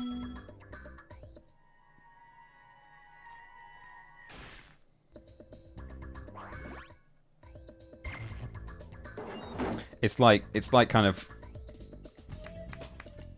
very, I don't know, what would the word be?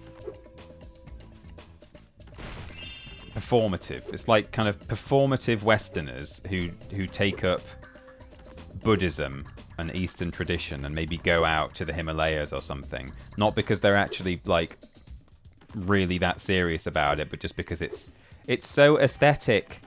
Or, that they kind of think, oh yeah, it's really like cool, man. That's kind of what I get from these guys. They've come out to these temples in the Spyro equivalent of the, oh yeah, we've got gems up there. Spyro equivalent of maybe the Himalayas or something.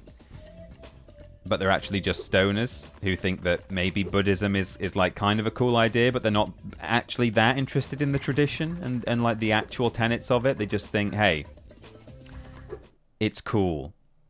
It's cool to like go and hang out at one of those monasteries that lets people go and hang out there. I've just received word from my little brother. He appears to be having some trouble with a Yeti. They do have a wormy bit at the back of their heads too. Yeah, that's true. Oh, his brother is in it. I thought so.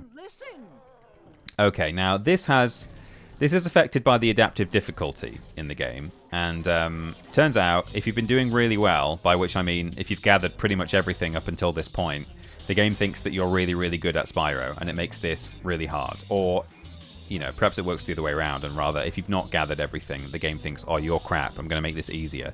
In any case... I know you do it! Go and show him not to mess with us! Hello, Amy. Nice to see you. I hope you had a good sesh. Oh, quick jab, body blow, big hookaroo. Please, my wife's in the chat. You can't be saying things like that. Or block high. Okay, cool. Bentley blocks low automatically.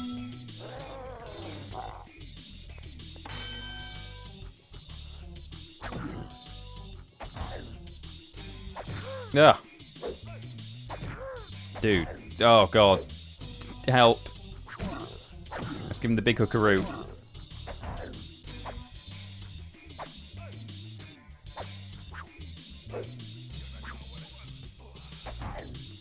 Oh, stop.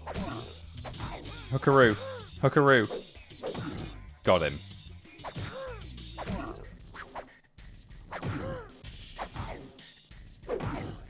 God.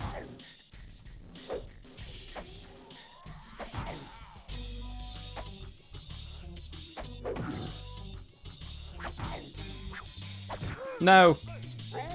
He got me. I'm down. It was a good session, but I immediately came home and ate 3 chocolate biscuits. So no, that's what working out is for. It's not to get into better shape. It's to make it okay to eat 3 chocolate biscuits. Button mash time, you think? Is that what we're doing? Is that...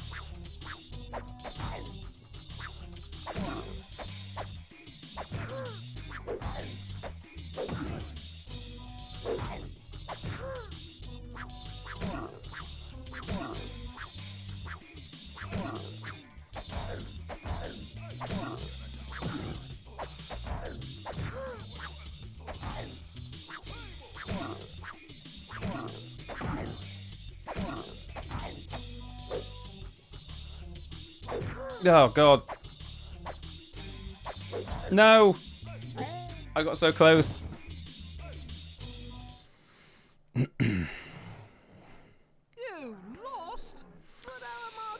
Amy enjoyed Spider-Man. I actually haven't seen the other Tom Holland ones, so it's made me want to watch those too. I always get to these things about 10 years after everyone else. I said the same, actually. As we were coming out of the theatre, I was like, well, I definitely want to catch up. So I've seen the first Tom Holland Spider-Man, and I think I've seen a little bit of one of the other ones. But that was kind of the extent of what I've seen. Oh, he's got me on the ropes already.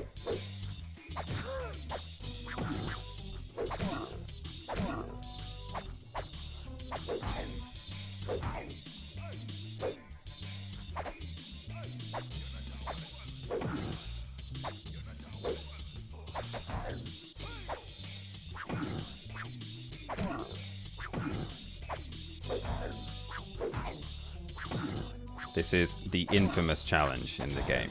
I don't have to feel bad if I do bad at this, because everyone hates this. Oh, God. Because I know there's a block option, so he naturally blocks low, and you can block high. But as soon as you do that, he just goes for low blows. Like, it knows, because it's AI. It just knows. Hello, BTJ. Welcome in. Day is going well. Yeah, I kind of want to watch some more. Certainly the rest of the Spider-Man movies. And potentially, maybe even, it might be time for me to take the plunge on the whole MCU. I mean, there's so much of it now for me to catch up on. And there's all the shows as well. Like, I don't know how many of them are really that you kind of have to watch to know what the hell's going on. I imagine most of the major plot points are kind of reserved for the films.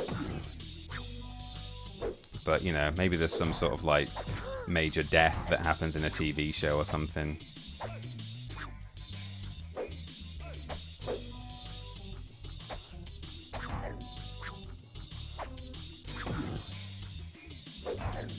God.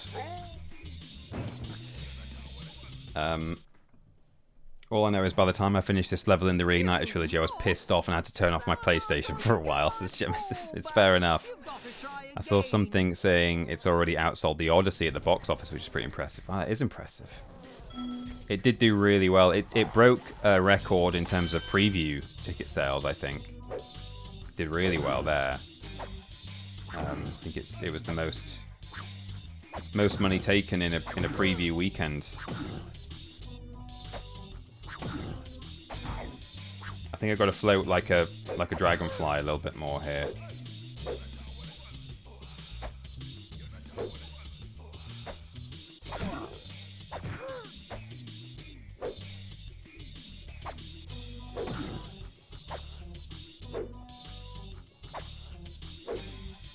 Oh, he loves blocking high.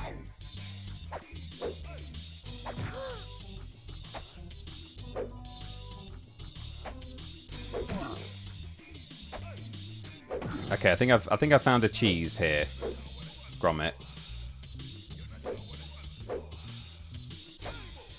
He is still blocking high a lot. I've got to stop using the big hookaroo. Oh, okay, you can just time out. Oh, that's even better. I didn't realize that was an option. Don't bother with the Marvels, the Eternals, or Captain America: Brave New World. They're all especially skippable. Okay, cool. Tom Holland, Zendaya, and Robert Pattinson are having a banner year at the cinema. They certainly are.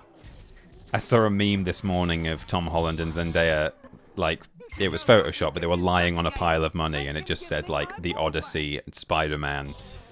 You know, they've absolutely cleaned up. They could just retire now. Just stop. I kind of feel like that. If I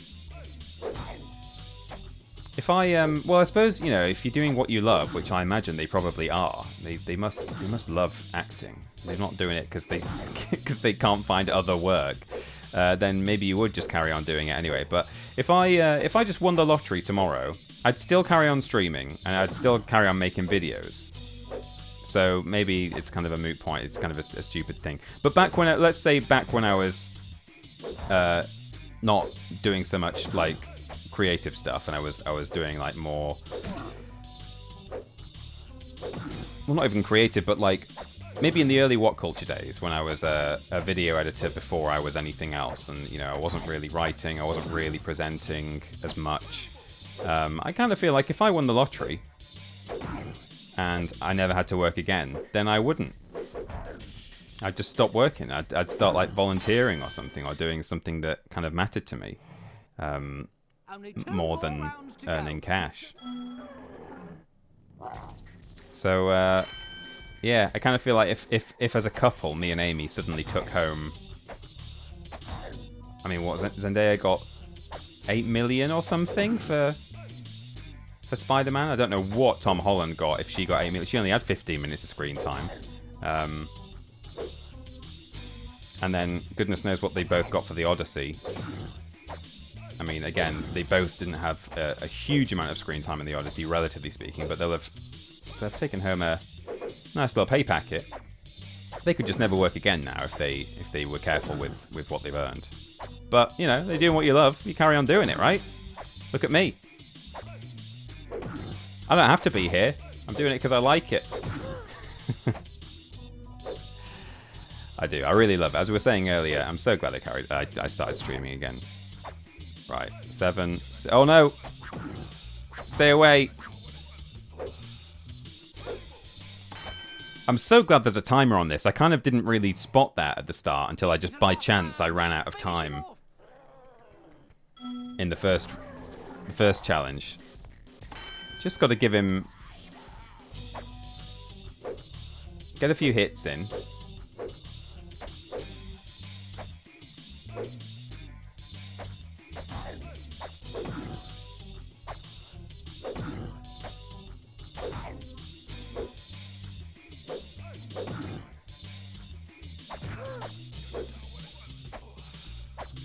I don't have to be here, just gave me PTSD of school teachers. Yeah, they did used to say that, didn't they?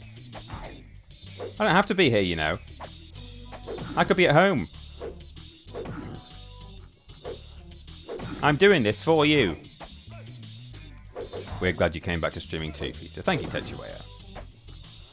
I did this exactly. Smack him once and run. Yeah, this is it. This is the cheese. And I'm lactose intolerant, but you know, I'll do it. I'll do it for the good of the... Oh god, he's got me. Yeah. Oh jeez. Except they do need to be there because they need the money. Yeah, it's their job, right? But do they love acting or do they love money? I don't know. They must love acting.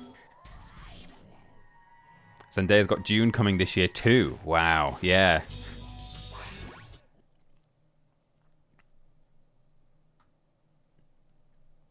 You can get all the way through Avengers Endgame without watching any shows. Okay, that's good to know, Rizcracker. And even then, the shows aren't important. Great. Well, I might do it. I might try Iron Man at some point, because I have got Disney Plus, and they're all on there, aren't they? They should be. This boxing match reminds me, I was rewatching the Tekken stream the other day, and there was talk of you maybe looking into doing Tekken Tag 2 if it emulates well, so I'm wondering if you put any more thought behind that, or now not really, and maybe you'll get to it whenever you get to it. Yeah, I mean, I don't have any specific plans, any Atlantic plans to do that. Yeah, in any kind of specific capacity in terms of like the schedule or anything, but it's not to say that I won't. Oh, I thought that might be walkable. Clearly not. So yeah, at some point, it might be nice to do that. But I did kind of find towards the end of the Tekken Tag stream where that was like, oh man, this was This was less easy than I expected it to be on stream. I kind of screwed that up. I should have gone round to the right, but that's fine. I mean, they've both been acting since they were kids. Well, the shows didn't really start until after Endgame. Yeah, no, they're clearly into it. Kate's here. Nice to see you, Kate. What a yeah, I was saying earlier that this music is very good. The flute is absolutely carrying it. It's a little quiet, actually. I think I even, on a previous stream, turned up the music and turned down everything else, but... Oh, no, I didn't. That's false. That's a lie. That must have been a different game. Speakers mono? What is this? 1999? 2000, I think this game came out, actually.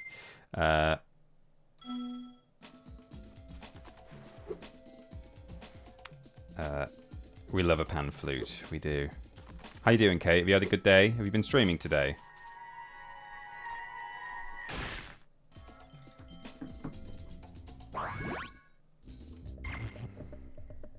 We also love the sort of ASMR penguins in this as well.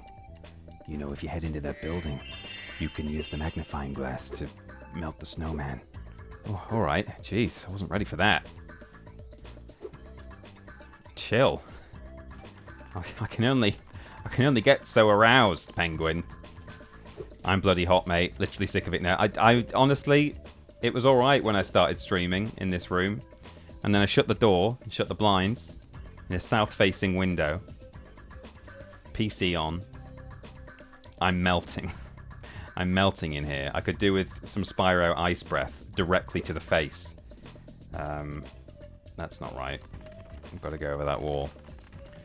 Have you all seen the video of the man with no hands playing Winter by Vivaldi on a pan flute? No! Good grief. It's crazy. It's so grim. That's an excellent emote as well. Hellion ooh. Right, so we've got to go up there. There's an egg over there.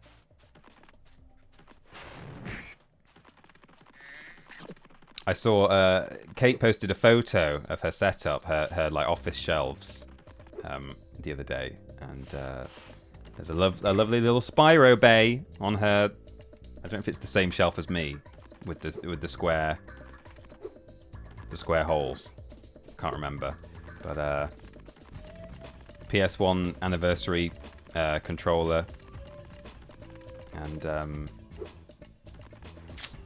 First for Figures Spyro. I think it's a First for Figures. Oh, God.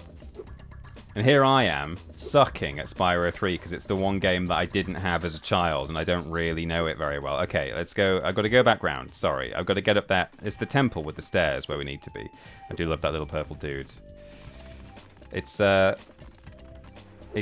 nice to know that there's another one coming out soon. I'm a little nervous as to what it's going to be like, but I do trust Toys for Bob. I think Spyro's in good hands. Coming over to the West Coast, it's been pretty cool here for a few weeks. High teens Celsius most of the time. West Coast of what? Of the UK or of the USA or somewhere else? The two countries. It's got to be one of them, right?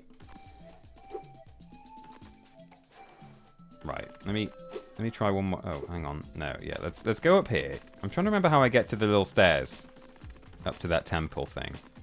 That's the last place I need to be. Do I just platform across some? It's not round there. I'm kind of. Okay, yeah, it's that way, isn't it? It's from here and then over there. And then do I just wander around this pyramid? I think that's it. Blackpool. Yeah, maybe it is nice and cool in Blackpool right now. Can I just glide all the way across there? That's quite a long way. Or do I go... I'm trying to remember. Do I go there and then do I like try and glide around the corner? No, I'm gonna try this. It's a long way, that. I think it tricked you with the platform of lower gems last time.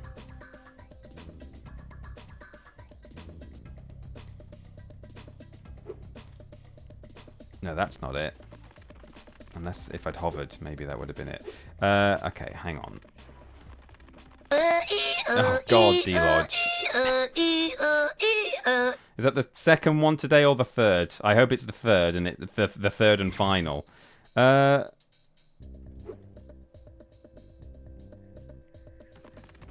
Forgotten.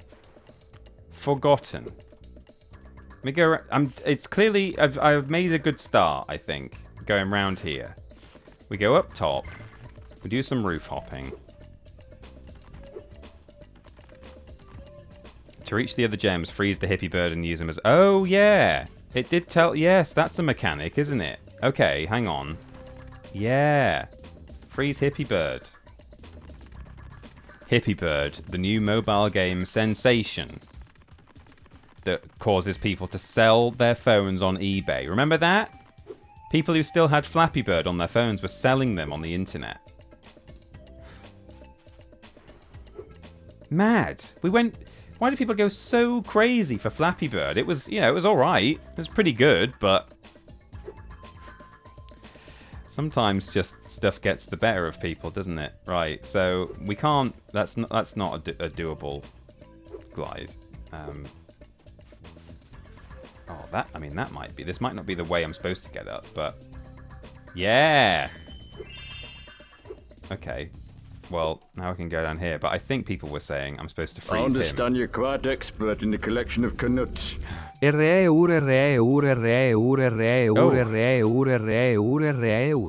Oh, that's the is it, Techueo? Thank you very much indeed. I'm a little nervous too, but I place my trust in Toys for Bob, says Kate. Yeah. The fact that we got infinite flight. What does that mean? But clearly, I think they've even confirmed at this point that it's not even like you can just fly absolutely anywhere. It's more that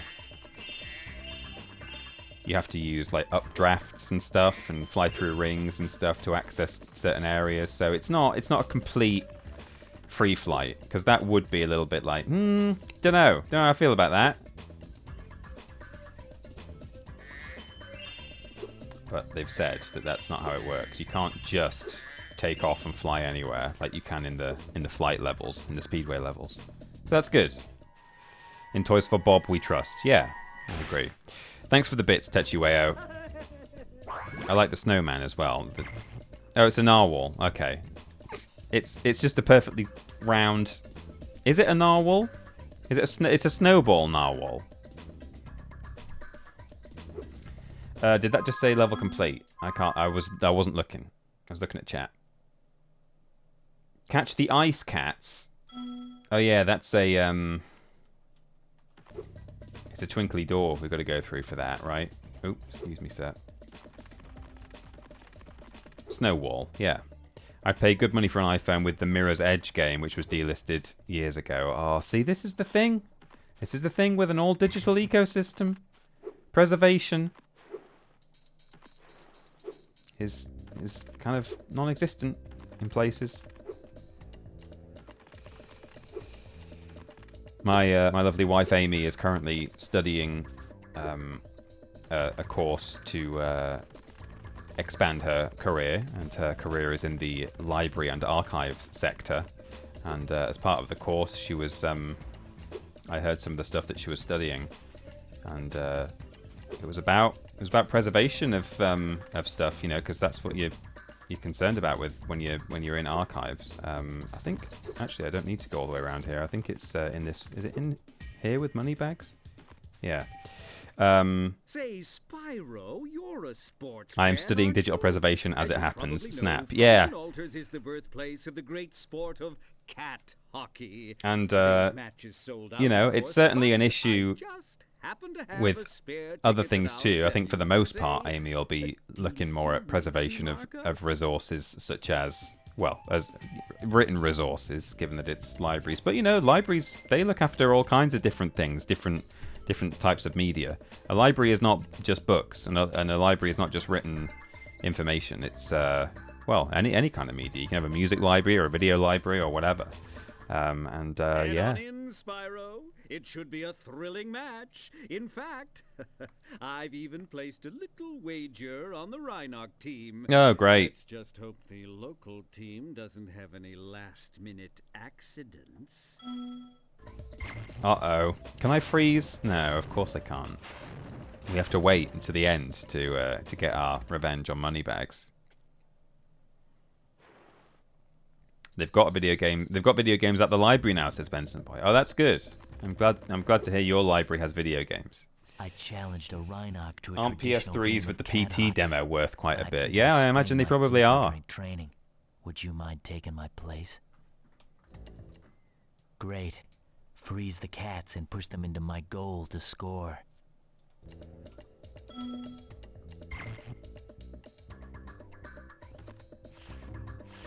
Oh God, why does it look like Bagpuss?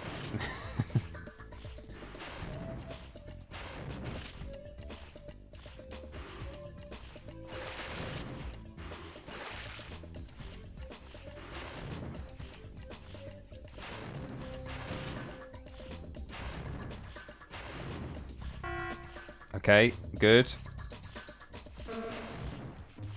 That's fine.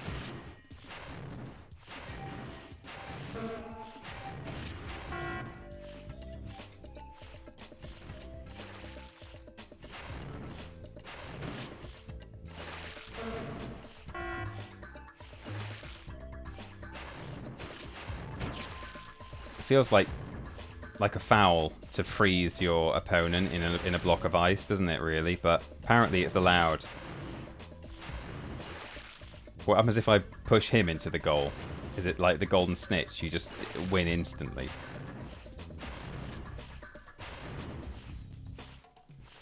Oh, God. Is it first to 5? I'm going to be in trouble if it is. Oh, they're not going in. No. This could be it. Oh, I suck. You should ask for a rematch. I think that guy sprayed catnip in his goal. Rematch. I hope Amy preserves a copy of The Unholy War for us. I'll do my best. Hey, they've really gone up in price recently. I saw a video someone posted on the internet about how it's weird the way that it works.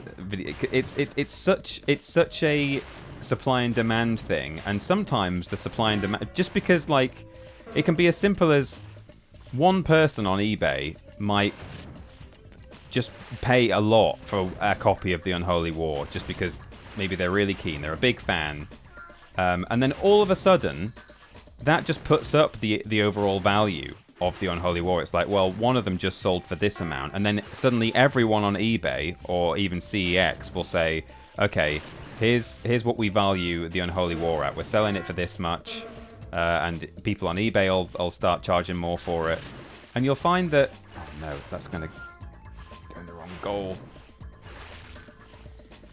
The price will just almost in a kind of artificial sense, almost, go up. And now, copies of The Unholy War are like, at the very cheapest, they're 50 quid or more. I think, you know, complete copies that have a manual, which actually I don't have, unfortunately. I've just got a copy with a disc. But I think you deserve to keep the Champions Cup. I just spent £288 on 15 Wii and on 15 Wii and Wii U, presumably physical games. Irony is that I owned them and sold them to fund other purchases about a decade ago. Yeah.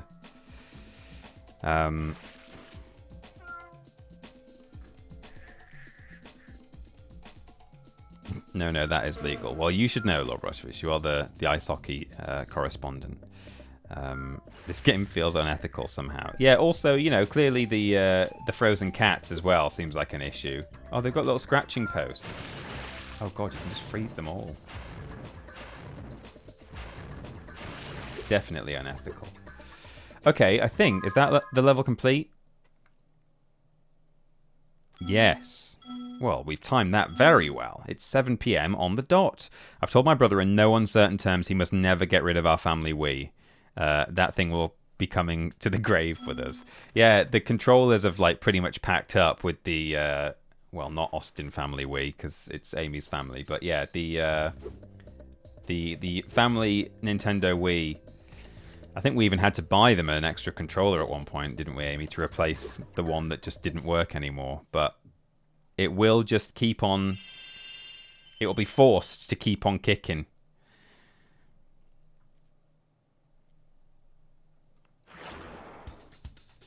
Well, there we go. That's Frozen Altars done. Level complete here as well in Evening Lake. So we've done good. We so we've got some more levels to do here. But Bamboo Terrace we can go back to now. Smash to the mountaintop. So that is a Bentley mission. But apart from that, I think we're on 100% now for everything up until this point. So maybe we'll start next week with a bit of Bentley. Yeah, look at that. Good. We're getting there. We're doing stuff. Go us. Well, thanks for being here, everyone. Thank you also to everyone who has given bits today or resubscribed. It's always very nice to see every one of you. And I'm going to see now if anyone is live on the internet. We have got Andrew is live. Andrew's playing some Crash Bandicoot. Well, stream number 100 for our 100% Crash run. Wow! It's Andrew's 100th stream. He's playing some Crash Bandicoot. I've got to give him a big old raid. Andrew Dingle. So surely, if ever there's been a game that is worth raiding from a Peter Austin stream, the end of a Peter Austin stream, it's got to be Crash Bandicoot, right? So go and say hello to Andrew. He's playing some Crash. I think he's playing the Insane version, right? Let me click through and have a look. I think that's what he's been playing. I've got ads. I don't know. Oh yeah, I see in the little player. He is. He's on a pretty tough mission as well. He's on like Lights Out or something. So go and cause chaos with a raid alert, I suppose. Brilliant. Well, thanks for being here, everyone. I'll see you at normal time on Thursday for some Halo Campaign Evolve. So that is 7 o'clock. I shall very much look forward to it. And in the meantime, hey, why not check out the video that I posted yesterday on my channel? ! TII. There's the link. youtube.com/@thatpeteraustin. It's all about treacle mining, which is a weird concept, and also about how a Church of England vicar tried to convince people that God is real by taking them to a railway tunnel, which he had made look like a fake mine. How does that prove God exists? There's only one way to find out. You got to go and watch my video. Brilliant. Well, I'll see you all soon. Enjoy the raid. Say hello to Andrew from me. I've got ads at the moment, so I can't even see or hear what he's saying or doing, but I imagine he'll react with glee when he sees you all raiding. Bye, everyone.